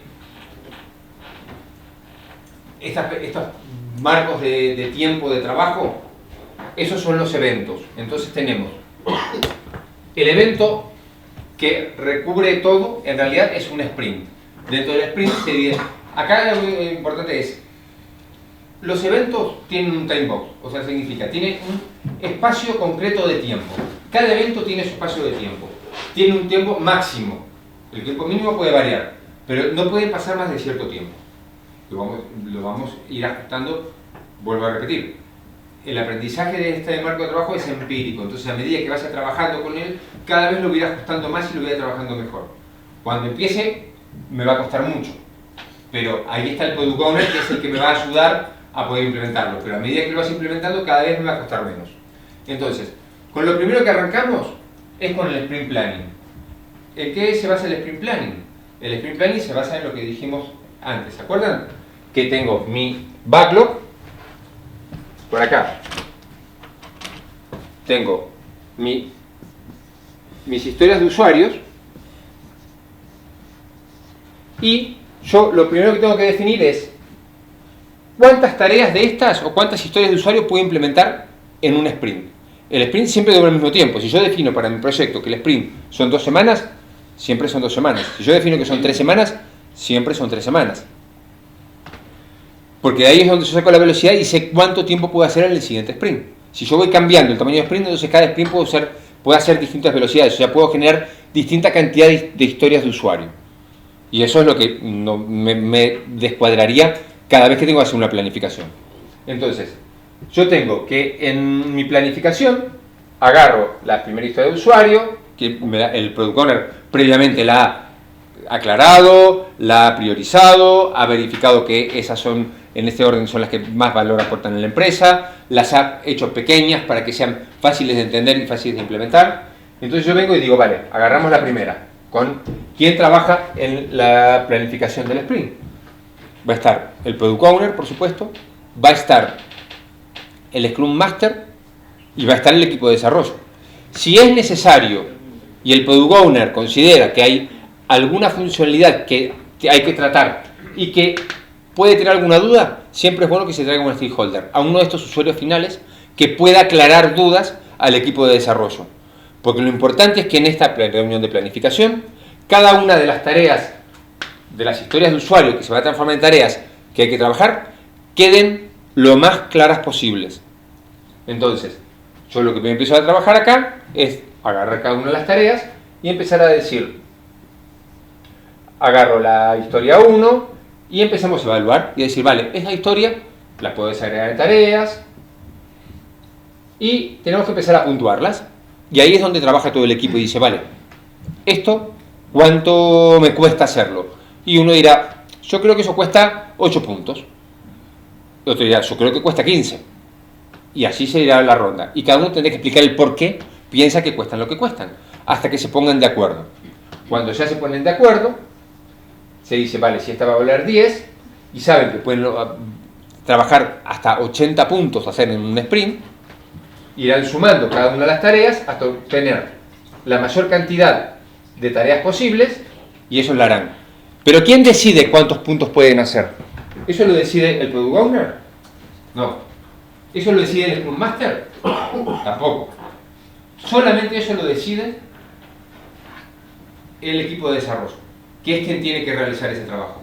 Acá no vale decir, no, yo soy tu jefe y te digo, vos tenés que hacer este sprint 100 puntos. Si el equipo considera que pueden hacer 80 puntos, son 80 puntos. Si hacen, o sea, si terminan antes, para el siguiente podrán ajustarlo y el siguiente entonces podrán plantearse 100 puntos. Si resulta que se les queda largo y no entregan, tendrán que esas tareas que no se entregaron y que no se resolvieron, pasarlas de nuevo al backlog para que se puedan desarrollar en el siguiente sprint planning, se ponen en cuenta y reducirán y no somos 80, somos capaces de hacer 70.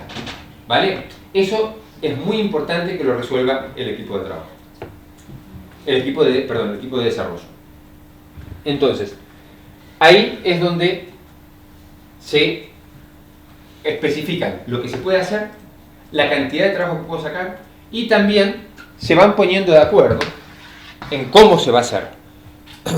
Es muy importante que en la reunión de planificación no solamente se diga qué se va a hacer, sino cómo se va a hacer y cuál es ese objetivo de ese sprint. Nosotros en este sprint lo que queremos es terminar y tener tal funcionalidad genérica. Vamos a lograr tal nivel de puntos. Perfecto. Vamos a desarrollarlo de esta manera. Nos vamos a distribuir los trabajos de esta forma. Estas son las tareas son las que vamos a trabajar. Se hace en conjunto. El Scrum Master ni el Product Owner les puede decir cuánto trabajo tienen que sacar. Ellos son los que lo saben. Ellos son los que deciden. Y ninguna persona por encima de otra persona en el equipo de desarrollo. Lo que sí es importante, volvemos a lo mismo, el empirismo. Va a haber gente desarrollador que tenga mucha experiencia y va a haber desarrolladores juniors que tengan menos experiencia. Si una persona que tiene menos experiencia no sabe escuchar que tiene más experiencia, entonces está perdiendo una parte del conocimiento que se tiene en el equipo. Porque el conocimiento que tiene el equipo no es lo que tenga una persona, sino lo que se tenga en conjunto. Entonces también es muy importante mantener un poco de sentido común en estos casos y también siempre saber escuchar al que más experiencia tiene. Pero el que más experiencia tiene no es el jefe. Eso está claro. Acá no hay jefes. Nadie está por encima de nadie. Entonces, resuelto lo del sprint planning, ¿queda claro lo que es el sprint planning? Esa tarea donde se... Entonces se pasa a trabajar directamente, se comienza con el desarrollo. ¿Qué se hace? Se hace una reunión diaria, que es el daily, que es una reunión diaria donde el equipo todas las mañanas se junta y la reunión tiene todo lo que dice, tiene un tiempo máximo de duración. El daily nunca tiene que durar más de 15 minutos. Ostras. Es la falta de costumbre. A Sevilla no llegó tanta tecnología.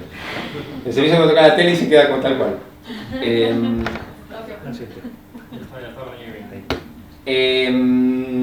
El sprint planning también tiene un tiempo máximo.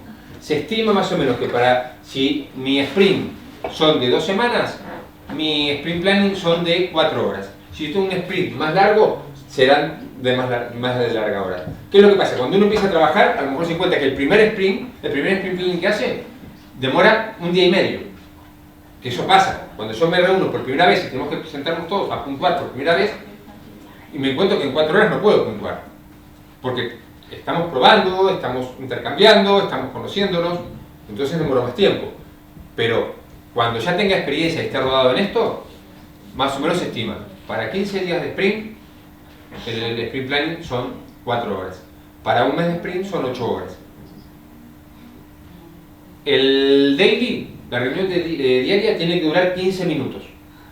Y en esos 15 minutos, cada persona va diciendo qué hizo ayer, qué va a hacer hoy y con qué dificultades ha encontrado. Esos son los 3 puntos que manifiestan cada uno.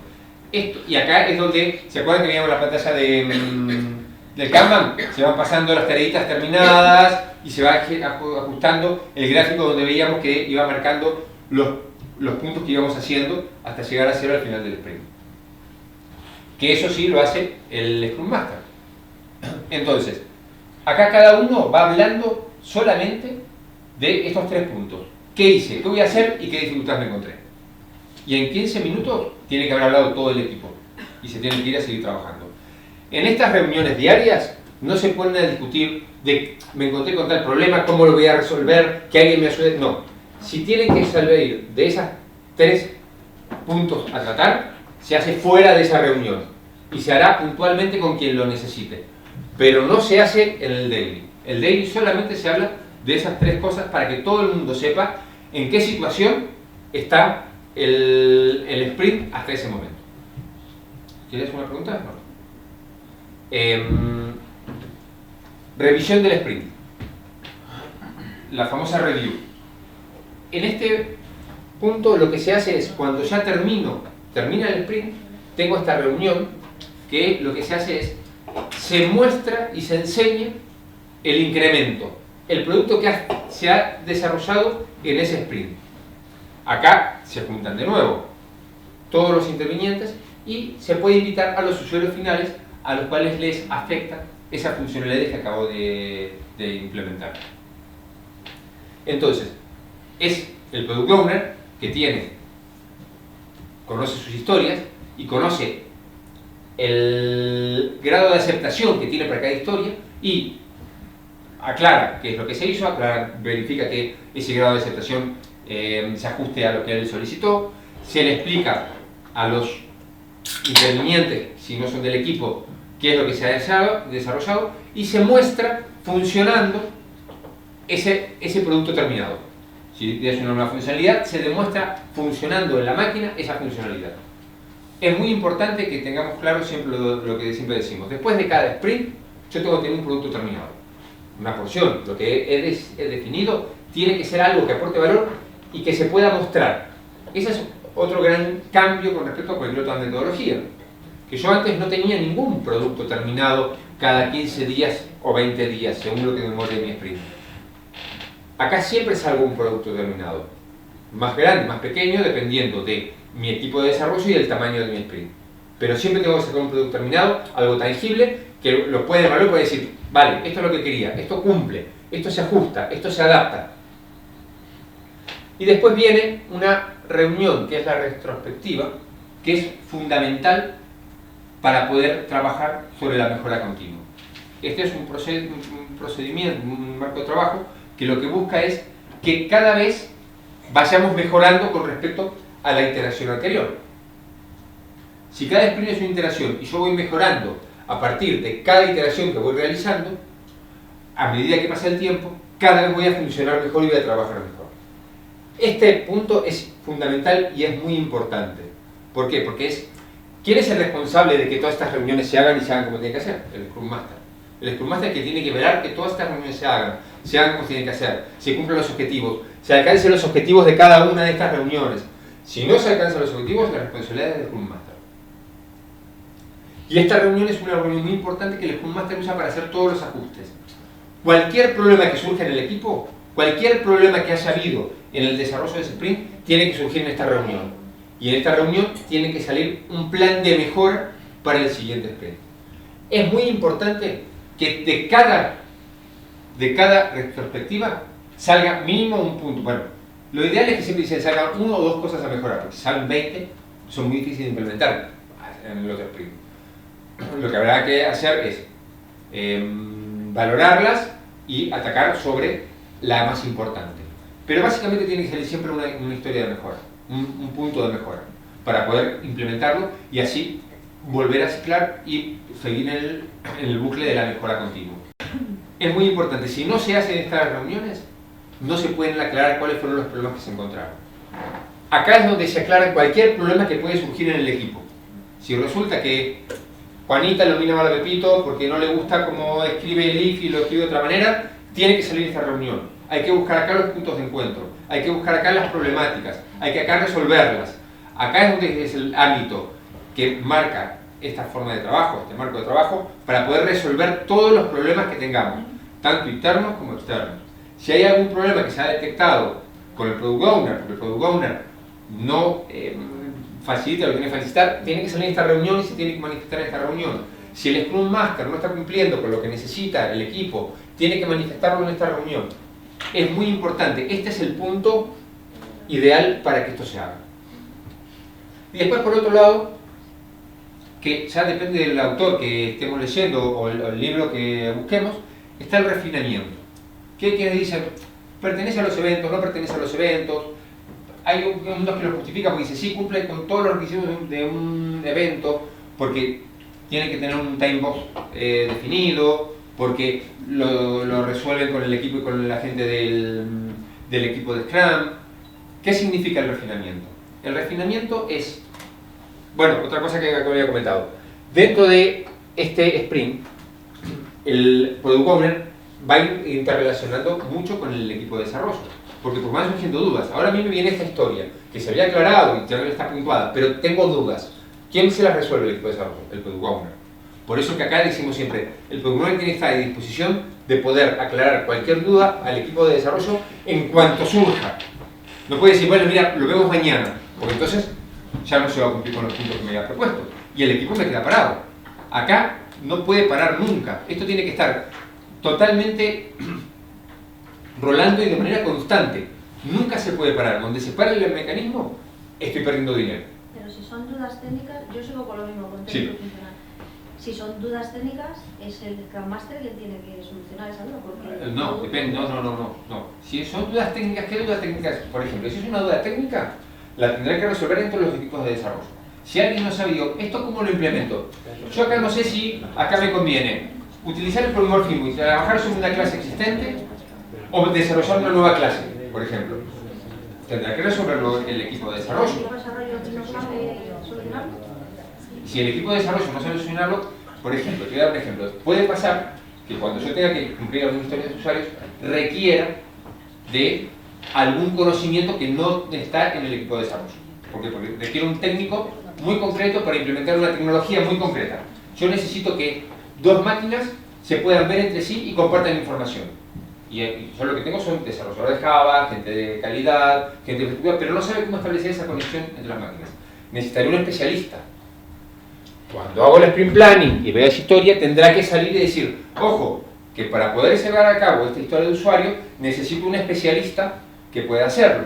Tendré que mirar sus interdependencias y tendré que ver que en este tiempo de mi sprint pueda el Scrum Master consiga el técnico necesario para que pueda implementar esa funcionalidad muy concreta. Lo ideal es que, como el equipo es multidimensional, todo lo que el equipo de desarrollo tenga que hacer, el conocimiento esté dentro del equipo de desarrollo. Eso es lo que hay que entender. Si pasa una vez, por ejemplo, decir, mirad, si la primera vez tiene que cumplir esa funcionalidad de dos máquinas interactúen entre sí y no existe el conocimiento del equipo, habrá que ver de buscar un técnico, pero alguien del equipo tendrá que ponerse con ese técnico para aprender y para la siguiente vez que un de usuario requiera algo por el estilo, no tenga que recurrir a otra persona fuera del equipo. Por eso es muy importante que los equipos sean multidisciplinares. ¿Qué significa que el equipo de desarrollo sea multidisciplinar? ¿Cómo trabajamos actualmente? Actualmente nosotros tenemos y decimos, vale, mira, acá tenemos un equipo de desarrollo que está compuesto por 3 desarrolladores, ¿sí? Y este es desarrollo, que es un departamento de desarrollo. Después tengo otro departamento que es el de calidad. Y tengo otras personas que están acá trabajando en calidad. Y tengo el área de infraestructura. Y tengo 2 personas de infraestructura. Y entonces, ¿qué es lo que pasa? Cuando yo vengo y digo, vale, tengo que empezar a trabajar, entonces yo vengo y mi equipo de desarrollo son todos desarrolladores. Este es mi equipo de desarrollo. Digo, vale, perfecto. Ahora, desarrollan y dicen, tengo que hacer pruebas. Lo voy a mandar al equipo de calidad. Y le paso las tareas al equipo de calidad. Y el equipo de calidad me dice, vale, la semana que viene te doy los resultados. ¿Y cómo la semana que viene? Si yo termino mi sprint dentro de 2 días. Dice, no, pero yo tengo mis prioridades y el área tiene sus prioridades y yo no te puedo devolver esto hasta dentro de 4 o 5 días, que es cuando voy a empezar a trabajar con ellos. Y de ahí, a lo mejor, demoro 3 días más. Así que hasta dentro de 7 días, ¿qué hacemos? Paramos todo. Decimos, vale, ya no subimos más, paramos. Dice, eso no puede funcionar. Así no se puede implementar el Scrum. El Scrum hay que implementarlo donde los equipos sean multidisciplinares. Si yo tengo 2 personas que forman un equipo, a lo mejor necesito una persona de calidad y necesito además que a tiempo medio participe alguien de infraestructura. Y que ese tiempo medio esté comprometido desde el primer momento para que yo sepa cuándo lo voy a necesitar, en qué momento lo voy a necesitar y cuando lo necesite lo tenga. Es que si no, no puedo cumplir. Si no, no estoy trabajando en Scrum. Entonces, los equipos tienen que ser multidisciplinares. Y acá puedes decir, vos podés tener un equipo de trabajo de 5 personas, cada uno dependiendo de distintos departamentos, que pueden depender de distintos departamentos, pero lo que no pueden tener son prioridades distintas con respecto a las que tiene el equipo de Scrum que estamos hablando, que es un Product Owner, un Scrum Master y el equipo de desarrollo, que va a estar entre 3 y 9 personas. No puede haber, perdón. No, termina, no te quiero interrumpir. Sí, no puede haber nada que se interponga entre este equipo de Scrum. Si lo tengo y eso me lo guarda, no estoy haciendo una buena implementación de Scrum. Pero es que lleva tiempo hacer una buena implementación de Scrum. Quien empieza a implementar y generalmente empieza a trabajar de esa manera. Y ahora me demoran y no tardo. Pero bueno, es ver cómo nos vamos a acomodar. Solo una aclaración, porque creo que hay un segundo componente en tu pregunta. Uno de los malentendidos más habituales que nos encontramos con Scrum es la figura del Scrum Master. El Scrum Master, claro, a veces hay gente que dice, no, es el jefe del equipo, otros dicen, es el experto que todo lo puede aclarar, o es el analista, o es el secretario. Y realmente el Scrum Master no es nada de eso. Yo me gusta decir que el Scrum Master es como si fuera un entrenador de un gimnasio, ¿no? O un entrenador deportivo, porque está intentando sacar al equipo el máximo rendimiento, pero él no pisa el terreno de juego en ningún momento. Está un poco desde la banda, viéndolo cómo son las horas y a lo mejor dando tips, dando consejos, intentando intervenir. Cuando un deportista se ha tenido una lesión, pues intenta llamar a los camilleros o lo que haga falta. Pero él no está ni defendiendo ni entrando a tirar a portería. Y es algo que sí, que en muchos casos, en muchos clientes lo vemos, que el Scrum Master adopta un rol o de especialista técnico o de jefe de proyecto clásico, y realmente eso serían adaptaciones que van en contra de la esencia de Scrum. De hecho, la pregunta que ha hecho tiene un punto en común un poco con lo que comentó antes Silvia, de es que tengo que colaborar con otro departamento. Realmente, si no tienes todo el conocimiento, todas las habilidades dentro del equipo, el equipo debería ser distinto, debería ser mayor. Hay una figura en el desarrollo de software, una figura que ha surgido en los últimos años, que es el DevOps, que yo creo que hace 20-25 años no existía. Y es lo que ha dicho ahora mismo Alejandro con calidad, pero lo mismo con sistemas. Si está desarrollando el equipo, ya se pasa a sistemas, que hay que hacer una petición, que a ver, se dignará a leerlo, que a ver lo que tiene que hacer, que ya ve cuando puedo, tengo un hueco. Entonces estamos parando Scrum. El DevOps es algo así como la figura de meter a una persona de sistemas dentro del equipo. Igual con calidad si hace falta, igual con UX si hace falta. Si todo eso hace falta porque hay una carga de trabajo en este proyecto para un perfil así, todo eso debería considerarse el equipo Scrum de ese proyecto. Si yo la pregunta es más que nada porque nosotros en todos los streams tenemos, no parones, pero tenemos problemas porque la gente de desarrollo, si hay que, por ejemplo, de base de datos, no sabe qué campos son o qué tablas nuevas hay, qué tal, entonces, ¿de quién tiran ellos? Mi pensamiento era, pues si no lo saben, el Scrum Master es como más técnico, sabe más a lo mejor de dónde tirar y demás, y como hay que ver que es el tipo de desarrollo quien ellos mismos tienen que gestionarse y tienen que, el Electric Planning es para eso, para llevar todo ya tallado y todas las tareas tal, pero siempre a nosotros hay algo que no sale porque... En ese caso el Scrum Master, ¿dónde tirar? en ese caso el Scrum Master puede decir así como, vamos a ver, ese conocimiento no tenéis, ¿dónde está? Eso no va a ser del cliente y lo conocemos, entonces tiene que preocuparse de que esa información llegue al equipo, pero no tiene que saberlo. No sé cómo será en ING, pero los centros tenían la figura, no sé, haciendo mucho de los referentes técnicos. Entonces, que eran personas que supone que serán como súper expertos en ciertas... Sí, nuestro problema es que, por ejemplo, en nuestro equipo hay 2 product, uno en ING y ello, hay 3 Scrum, 2 en ING y 1 aquí, hay gente de desarrollo en ING, gente de desarrollo aquí, entonces somos un equipo de 12 personas y, como ha dicho antes, el product tiene que estar 100%, nuestro Sí. product de ING está en 7 proyectos a la vez, entonces no está 100% con nosotros y hay muchas veces que es un poco de locura. Por eso que estoy preguntando tanto que si el otro, tal, porque nuestro equipo a lo mejor es un poco raro. Sí. Estamos Pero un en poco ING locos. sí hay una figura que le llaman el COE, que es el Centro de Expertise. Y allí hay, por ejemplo, un DBA, que es un administrador de base de datos, entonces a veces lo une a un equipo por si hay algunas necesidades concretas. Claro, por eso le decía, el tema del especialista, hay gente que puede participar no a tiempo completo del equipo. Por ejemplo, si tenés un DBA en concreto en cada equipo porque requiere una parte importante de base de datos, pero no lo vas a tener ocupado todo el sprint, no tiene sentido que vos digas yo voy a disponer de un DBA solamente para mi equipo, dedicado a mi equipo, que voy a tenerlo sin trabajar, porque el trabajo que él tiene que hacer lo resuelve en 2 días en cada uno de mis sprints. Ahí hay gente, o calidad. Yo estoy desarrollando y la parte de calidad es una parte pequeña, pero es importante que alguien esté comprometido del departamento de calidad con tu equipo, que participe de tu equipo, pero cuando es necesario. ¿Cuándo se va a saber que es necesario? Al comienzo, ¿sí? Cuando llegue el momento de decir, vale, yo lo tengo todo, sé cuánto voy a trabajar con estas historias, sé qué tareas voy a desarrollar, tengo más o menos sabiendo cuándo voy a ir terminando cada una, que lo tengo despedido, puedes pensar antes y decir, mira, para mañana voy a necesitar que me dediques tanto tiempo, y tiene que dedicarlo, y tiene que estar ahí para poder hacerlo. No se puede frenar. En el caso que digas, esta dependencia me puede frenar algo, intentaré hacerla antes para que si no me puede atender ese día, me atiende el día siguiente, sea el tercer día del sprint, no sea el último día del sprint que ya entonces me demora y me salgo de ese time box. Y otra cosa, por ejemplo, puede ser una historia de refinamiento de un modelo de datos, y es sentarse justamente a hablar de eso, no hacerlo en el sprint planning porque no se alcanza. No, claro, cuando vos ya tenés... Eso lo quiero hacer para saltar. Más lento porque conoce menos las herramientas y hay alguien que es muy experto, ese podrá ayudarlo si ve que se está atascando y eso le provoca no poder terminar con la tarea.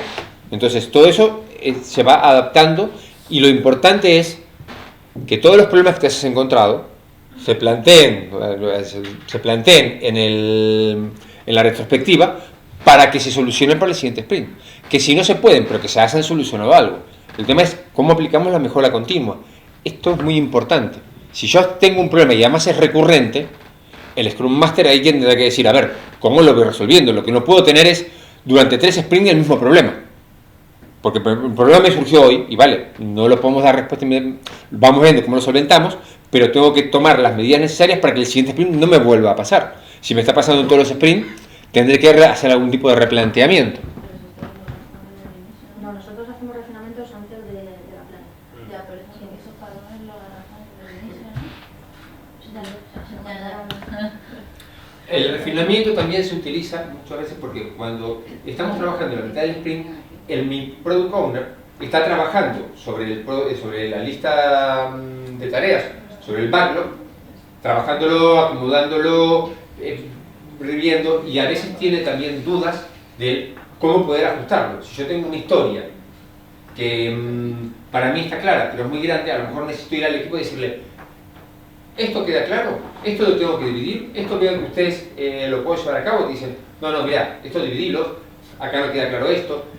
Es la interacción que hay entre el Product Owner y el equipo para poder ir trabajando y que se ajusten las historias de usuario para el siguiente sprint. ¿Sí? Generalmente se suele hacer a mediados del sprint o una semana antes del que termine el sprint para que el Product Owner pueda ir ajustando esas historias de usuario para el siguiente sprint. Y una última pregunta, ya Sí. no digo más. No está aquí. No, faltan más. Ahora te hablo la figura del QA, el Sí. tema de las pruebas. Cuando se hace una planning y ahí ya se tallan todas las historias, tanto de desarrollo como de QA, todo lo que hay, en ese sprint el QA tiene que hacer su diseño y su ejecución, no puede salir de ahí. No. Es que el problema es, muchas veces lo que os cuento, que si nos atascamos por problemas externos y demás, si te dan una historia el jueves último del sprint, un QA a lo mejor en un día no puede hacer una ejecución de 150 pruebas con una calidad buena. Claro. Se pasa al siguiente sprint. A ver, te cuento.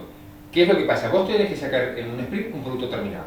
Si no paso por QA y ese producto no se puede dar por terminado, ese producto, si el Product Owner lo decide, no se podría subir a producción, porque no está aprobado. Entonces no es un producto terminado si así se definió la calidad del producto terminado, el DOM, lo que tiene que ver con el incremento. Lo que es el incremento. El incremento siempre acá se busca que sea un producto finalizado para que sea susceptible de poner producción en cuanto el Product Owner lo decida. Acá, cuando yo saco mi producto terminado, mi incremento, no significa que inmediatamente se tenga que poner en producción. ¿Quién va a depender de la producción? El product owner. Pero ¿qué es lo que pasa? Mi producto tiene que estar listo para que se ponga en producción si el product owner así lo requiere. Si vos en la planificación sabés que tenés ciertas tareas que van a depender del equipo de calidad, sabés que tendrás que ir haciendo entregas parciales de esas tareas para que la gente de calidad lo vaya probando y que lo pueda tener todo probado al final del sprint. Como vos bien decís, si yo estoy de calidad y los desarrolladores están desarrollando y el sprint termina el viernes y el jueves me dice, mira, acá tengo 20 funcionalidades desarrolladas, probadas. Mirá, no puedo. Se tienen que ir viendo y repartiendo las tareas que van saliendo del sprint planning para que se puedan ir probando a lo largo de todo el sprint. Y que cuando el sprint termine, esté probada hasta la última tarea. ¿Sí? Eso sería una buena planificación. La planificación no es solo decir, estas son las historias, tantos puntos, me pongo a trabajar. Hay un objetivo y hay una planificación de lo que se va a hacer. Entonces, tienen que estar todas las piezas ajustadas para que no te encuentres en el último momento y decir que no lo pude hacer porque cuál no lo hizo o porque infraestructura no me entregó la máquina. Tendrás que pedírsela y tendrás que trabajar con ellos desde el primer momento, no a último momento.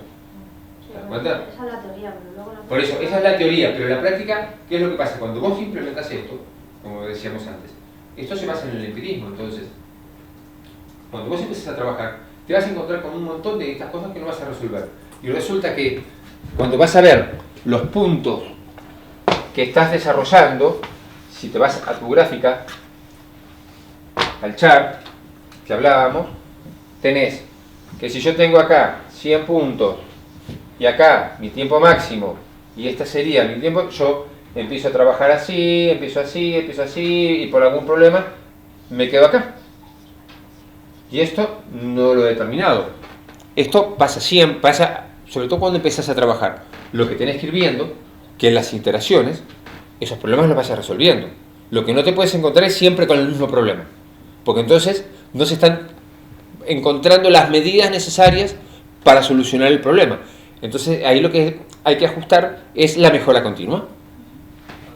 En la reunión digo, vale, acá tengo problemas con la mejora continua. ¿Qué puedo hacer? ¿Quién es el que tiene que trabajar sobre eso? ¿Quién es el mayor responsable de esto? El Scrum Master, no es el equipo de desarrollo. El Scrum Master es el que tiene que decir, vale, si me encontré 2 veces con la misma piedra, es que la tercera vez tengo que ver cómo la salto. O me tendré que entrenar para poder saltarla. Pero no me puedo chocar siempre con lo mismo. Tenéis que ver esto que estamos contando, está contando Alejandro, como el objetivo a alcanzar. Claro, el primer día que te pones a hacerlo, no sale. Pero que no salga no quiere decir, esto no vale para nosotros, lo abandono. No, quiere decir, voy a seguir intentando para poco a poco, con esas iteraciones, con esa mejora continua, llegar lo más posible a parecerme a eso. Sí, yo llevo 4 años trabajando con esta metodología y para mí es la mejor, pero hay casos y hay momentos que es complicado. Claro. O es el equipo grande, lo que te vayas encontrando por el camino, pero que sí es muy bueno. Es el ideal, lo que hace falta es no perder de vista que ese ideal es el que algún día queremos llegar a alcanzar. De pronto esas tareas, que en un día no las puedes hacerlas, pones para el siguiente y ya vas planificando. Se hace una cosa y se prueba en el siguiente. Claro, pero lo importante es que ir ajustándolo.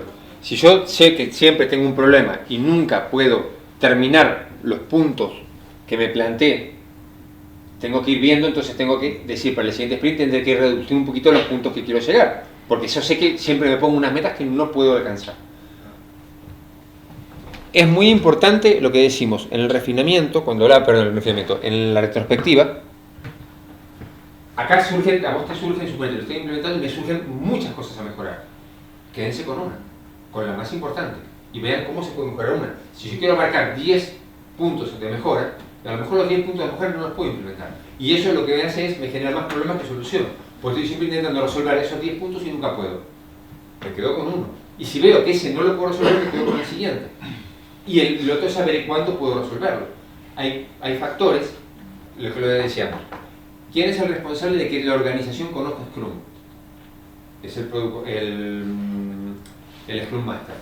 El Scrum Master tendrá que ver si la organización tiene la madurez suficiente para realmente implementar Scrum o ir trabajando para que alcance esa madurez. Porque a lo mejor el problema que estás teniendo, o que tiene algún equipo, es que no te dan los recursos que vos necesitas, porque el Product Owner no está por muchos, trabajando con muchos equipos de Scrum. Entonces no tiene el tiempo para dedicarle. Pero entonces es que hay alguien que todavía no ha caído en cuenta de que ese Product Owner tiene que tener una mayor dedicación para poder llegar a cumplir la metodología. Y esa es tarea del Scrum Master. ¿Alguna pregunta más de esto? Bueno, entonces, lo que decíamos, el último repaso. Planificación. Tiene una duración máxima, que no puede exceder, que va a depender de el tiempo del sprint. Se define qué se va a hacer, se define cómo se va a hacer, tanto como el qué como el cómo. Eso es fundamental. Y se aclara y se pone el sprint backlog, y ahí se ponen los objetivos y las historias a resolver. Daily, duración máxima. Todos tienen duración máxima. ¿Qué hice? ¿Qué haré? Y los impedimentos que me encontré. Revisión, la review. El equipo y los interesados. Es muy importante que no solamente participe el Product Owner y el equipo de desarrollo. Si hay algún interesado al cual le queremos mostrar esto para que pueda tener feedback de él, tiene que participar. El Product Owner presenta lo que se hizo. Se habla de los problemas y las soluciones que se tomaron y se hace una demo de esa funcionalidad. Y, por último, la retrospectiva. También tiene una duración máxima, se ven los fallos, se plantean las mejoras, se habla de las mejoras y se planean las mejoras. Entonces, si nos podemos ver, este esquema representa a todo el ciclo de vida de Scrum. Como pueden ver, ya no hay más. Scrum es muy sencillo, son pocas cosas, son conceptos claros. Lo difícil es empezar a implementarlo. Lo difícil es el cambio de mentalidad que hay que hacer, porque venimos trabajando sobre estructuras jerárquicas, sobre metodologías de desarrollo muy concretas, y ahora esto de alguna manera le da una patada al tablero de ajedrez y nos dicen empiecen a jugar de nuevo, pero ahora las reglas son distintas, pero lo que quiero alcanzar es lo mismo que quería alcanzar con Waterfall. Lo que pasa es que el camino es distinto. Sí. Entonces, por ejemplo, sería más fácil que lo implementara una persona que nunca ha trabajado de una metodología.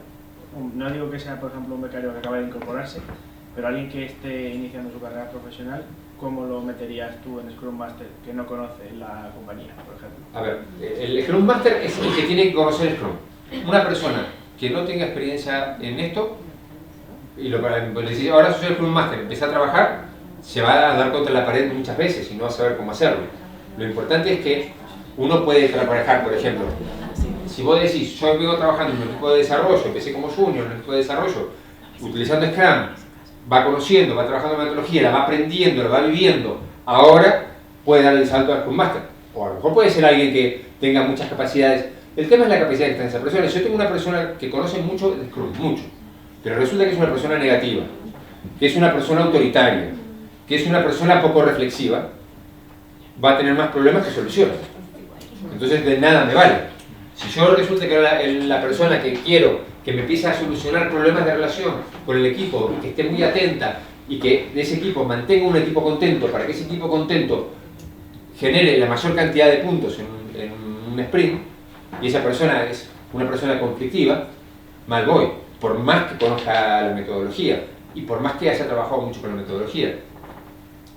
Hay muchos factores que influyen. Acá lo que se supone es que un Scrum Master tiene que conocer muy bien la metodología, tiene que saber cómo implementarla, tiene que hablar con todas las partes intervinientes para aclarar cuáles son las funciones que tienen que cumplir para que este marco de trabajo, porque no es una metodología, es un marco de trabajo, se pueda llevar a buen puerto. No tiene que ser alguien sin experiencia, tiene que ser alguien con experiencia, pero vuelvo a repetir, con experiencia, y tiene que tener ciertas cualidades para poder arrastrar este marco de trabajo.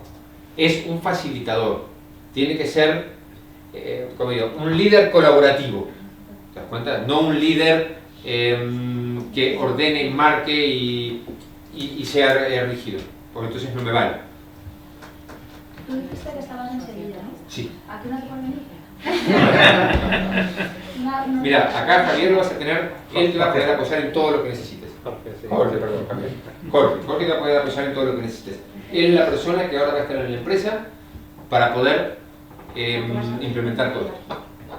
Básicamente, sí, entre otras cosas. Pues ya te diremos que te sales por la 9 y nos expliques a todo el mundo que cada uno tenga claro sus funciones y demás. Por supuesto. Bueno, entonces, si lo ven, es muy sencillo.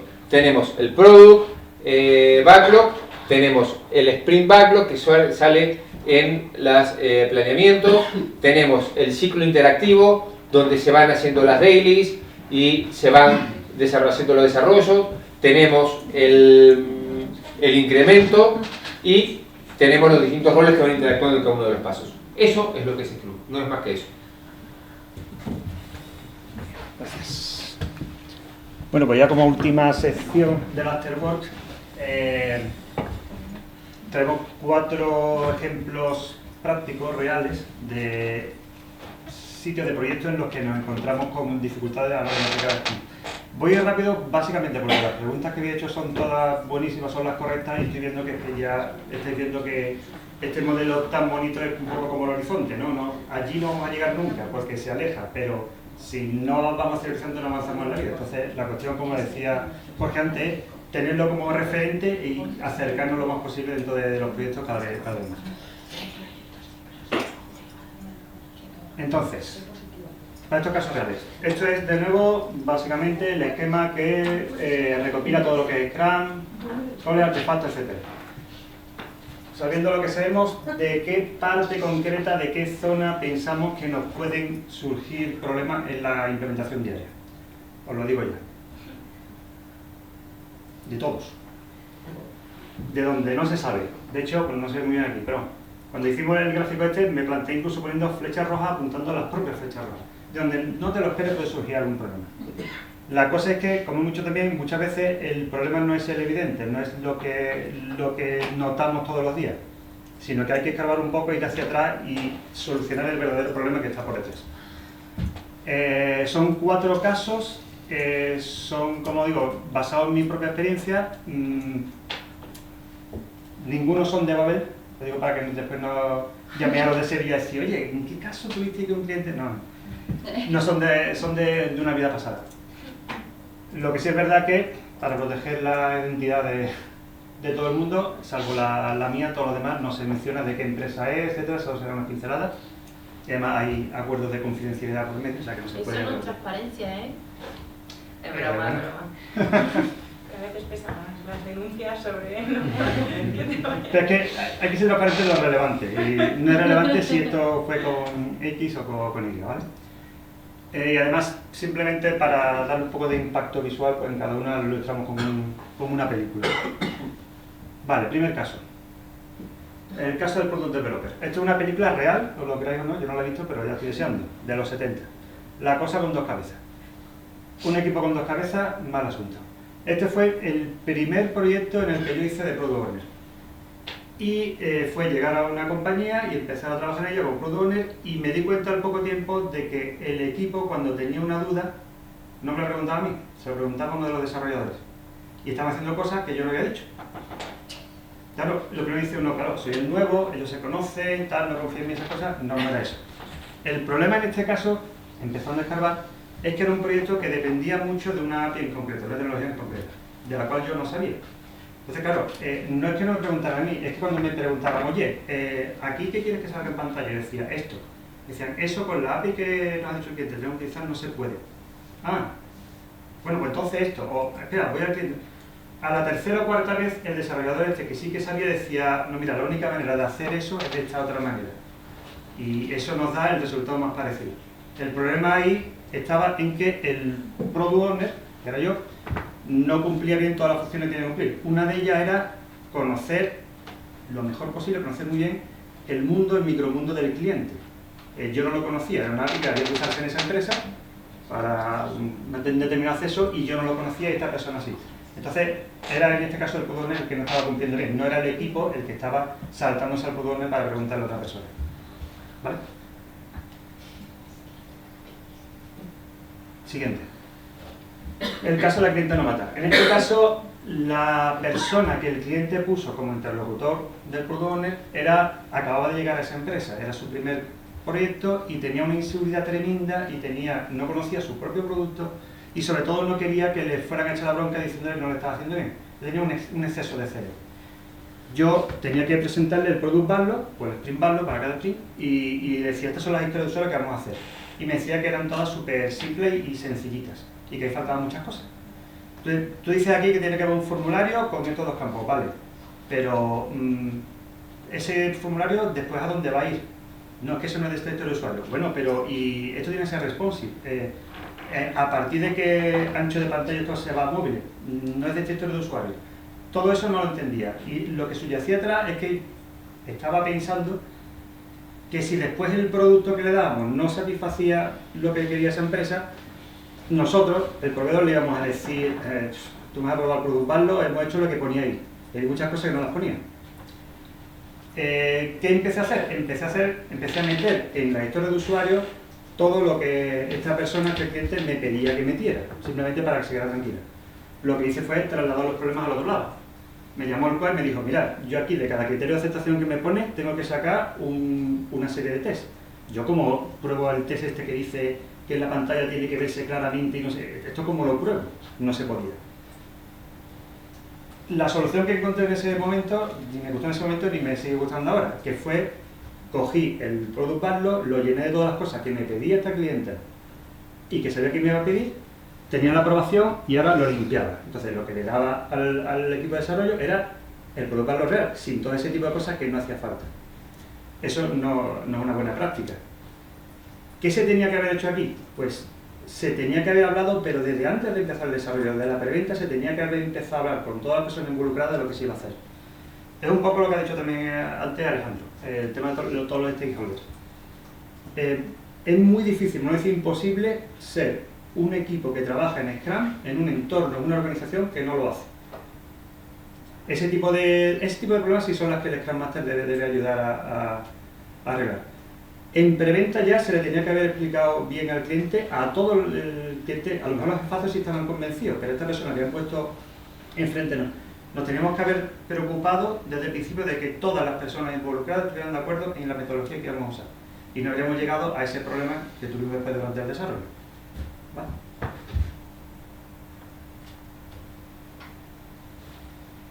La eliminación de intermediarios. En este caso la película es simplemente porque recuerdo que fue la primera vez que vi la palabra proxy y no sé lo que significaba.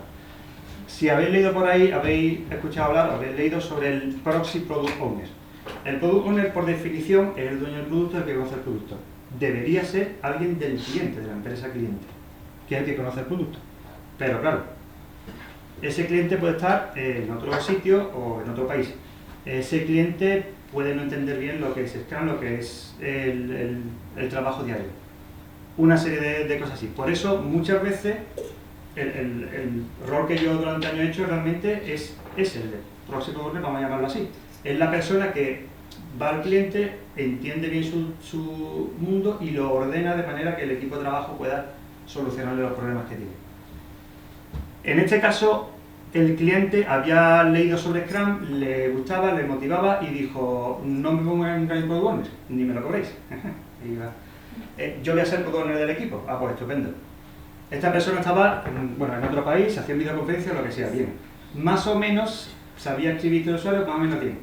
¿Qué pasó? Que en cuanto a las 2 o 3 semanas se empezó a desviar un poco lo que se iba entregando, 2 o 3 sprints, mejor dicho.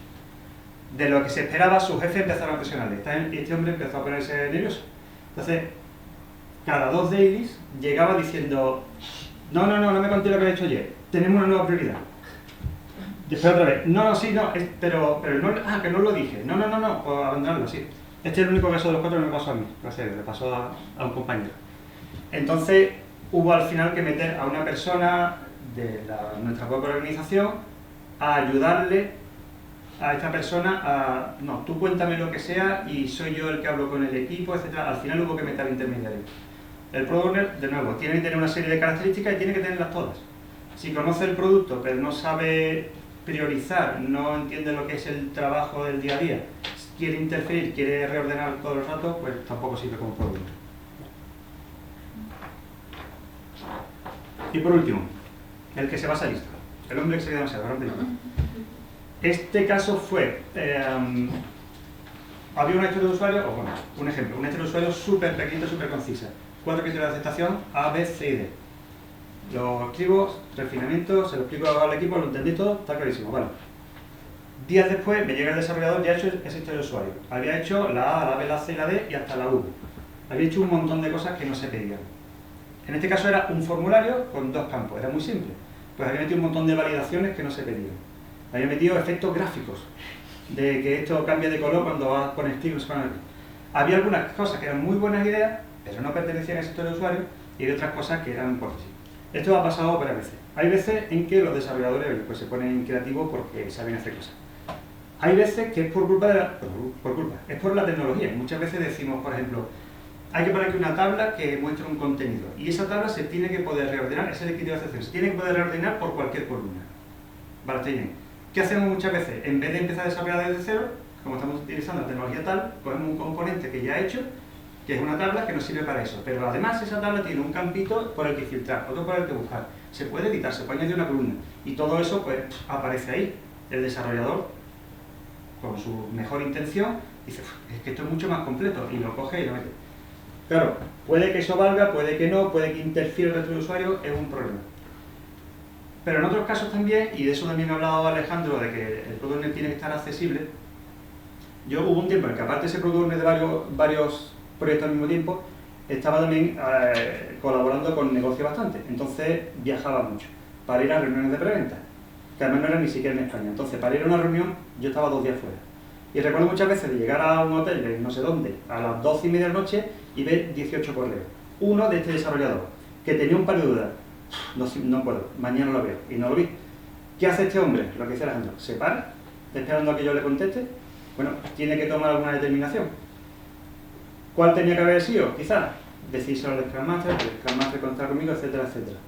Pero lo que decimos siempre, todo eso es la teoría, y en la práctica, si no se puede contactar con un Product Owner, ese Product Owner no está haciendo su trabajo bien. Entonces, de nuevo, hay que involucrar a toda la compañía. Si la compañía no entiende que esa persona necesita dedicarle un tiempo al equipo de desarrollo en el que está, por muy bien que te venga, que además se venga a las reuniones, o que se apunte a la videoconferencia, o que haga informes, pues no estás yendo contra ti mismo, no estás dejando que esa persona haga su trabajo de Product Owner como debe hacerlo, ¿vale? Sé que los 4 casos están muy centrados en la parte de Product Owner, pero bueno, quería ser sincero, o sea, buscar casos reales que han pasado, y bueno, ese es el rol que más que nada tengo, ¿vale? Vale, y ya como fin, una ultimísima sección que hemos llamado ominosamente el secreto. Por explicar un poquito, ¿cuál es el...? ¿Tienen 2 colores? El secreto, y esto ya lo hemos hablado, para el secreto de que Scrum funcione cada vez mejor, el equipo funcione cada vez mejor, esta vez no viene del cine, sino de la televisión. ¿Alguien no conoce el 1-3? Alejandro sé que no lo conocía, no lo conocía hasta que yo... Aunque parezca mentira, yo no soy de España. En el 1-2-3, si lo recordáis, un concurso, dicho vencedor, etcétera, al principio los títulos de crédito se ven el 1-2-3, se ve la musiquita, la calabaza rupestre, en fin, bueno, me voy a la infancia. Y empezaban siendo los títulos de crédito que eran los típicos de siempre. ¿Quién lo presentaba? Mayra Gómez Qué. Iluminación, no sé quién. El técnico de sonido, no sé cuánto. Y a mí ya entonces, yo debía tener, no sé, 12 o 13 años o algo así, había una cosa que me llamaba mucho la atención, y era que al final yo esperaba haber dirigido por Narciso Benestrador o director, pero no ponía eso. Lo que ponía al final de los títulos de crédito era esto. Y siempre he pensado, desde entonces sigo pensando que esto era una especie de recordatorio que Chicho se ponía a sí mismo. Decía, tú no viste que eres el director, tú no eres aquí el que manda. Si una toma de 5 segundos no está muy bien iluminada, de alguna manera el responsable eres tú. Si hay una parte que no se entiende bien, por ejemplo, de alguna manera un poco el responsable eres tú. Si algo falla, el responsable es tú un poco. Pues yo creo, o al menos basado en la experiencia, que un equipo Scrum funciona lo mejor posible cuando cada miembro del equipo se siente un poco así. Sabe que si el compañero que está ahí no cumple su tarea, no es culpa suya, esto no es culpa. Algo hemos organizado mal, seguramente lo estábamos viendo, esto se va a retrasar, podríamos haber hecho algo. Siempre todos los miembros del equipo nos sentimos un poco responsables de cada cosa que sea mejorable. Y esa es un poco quizá la filosofía seguramente mejor para afrontar esto y para ir hacia el horizonte, que no vamos a alcanzar, pero bueno, si no avanzamos pues siempre nos quedamos donde estamos. Y no plan. Bueno, habéis hecho un montón de preguntas y muy buenas, pero igual tenéis ahora alguna más. Venga, yo creo que ya mi Ya cubriste tu cuota. Mi cuota ya la resto. Bueno, ¿qué les parece? Ven que es algo muy sencillo, que lo importante acá es hacer un cambio de mentalidad con respecto a lo que veníamos trabajando y cómo implementar algo donde no hay jefes, donde la responsabilidad de que algo salga bien y algo salga mal no depende de una persona, sino depende de todo el equipo, de que si cada uno de los verticales, cada uno de los pilares que tenemos, que son los roles, no cumplen bien sus funciones, el que pierde es todo el equipo. Acá nunca hay, si un desarrollador no hace su tarea, no pierde el desarrollador, pierde el equipo. Todo está orientado a que esto sea un trabajo en equipo. Si acá falla la comunicación, falla todo. Entonces, una metodología muy fácil, con muy pocos pasos, pero que requiere un cambio de mentalidad muy grande y muy importante. Y que es muchas veces difícil de ver. Sobre todo para la gente de mi generación, que venimos acostumbrados a trabajar de una manera muy distinta. Ustedes, los jóvenes, son los que tienen que ayudar a Babel a empezar a circular por este camino. Así que bueno, chicos, muchas gracias.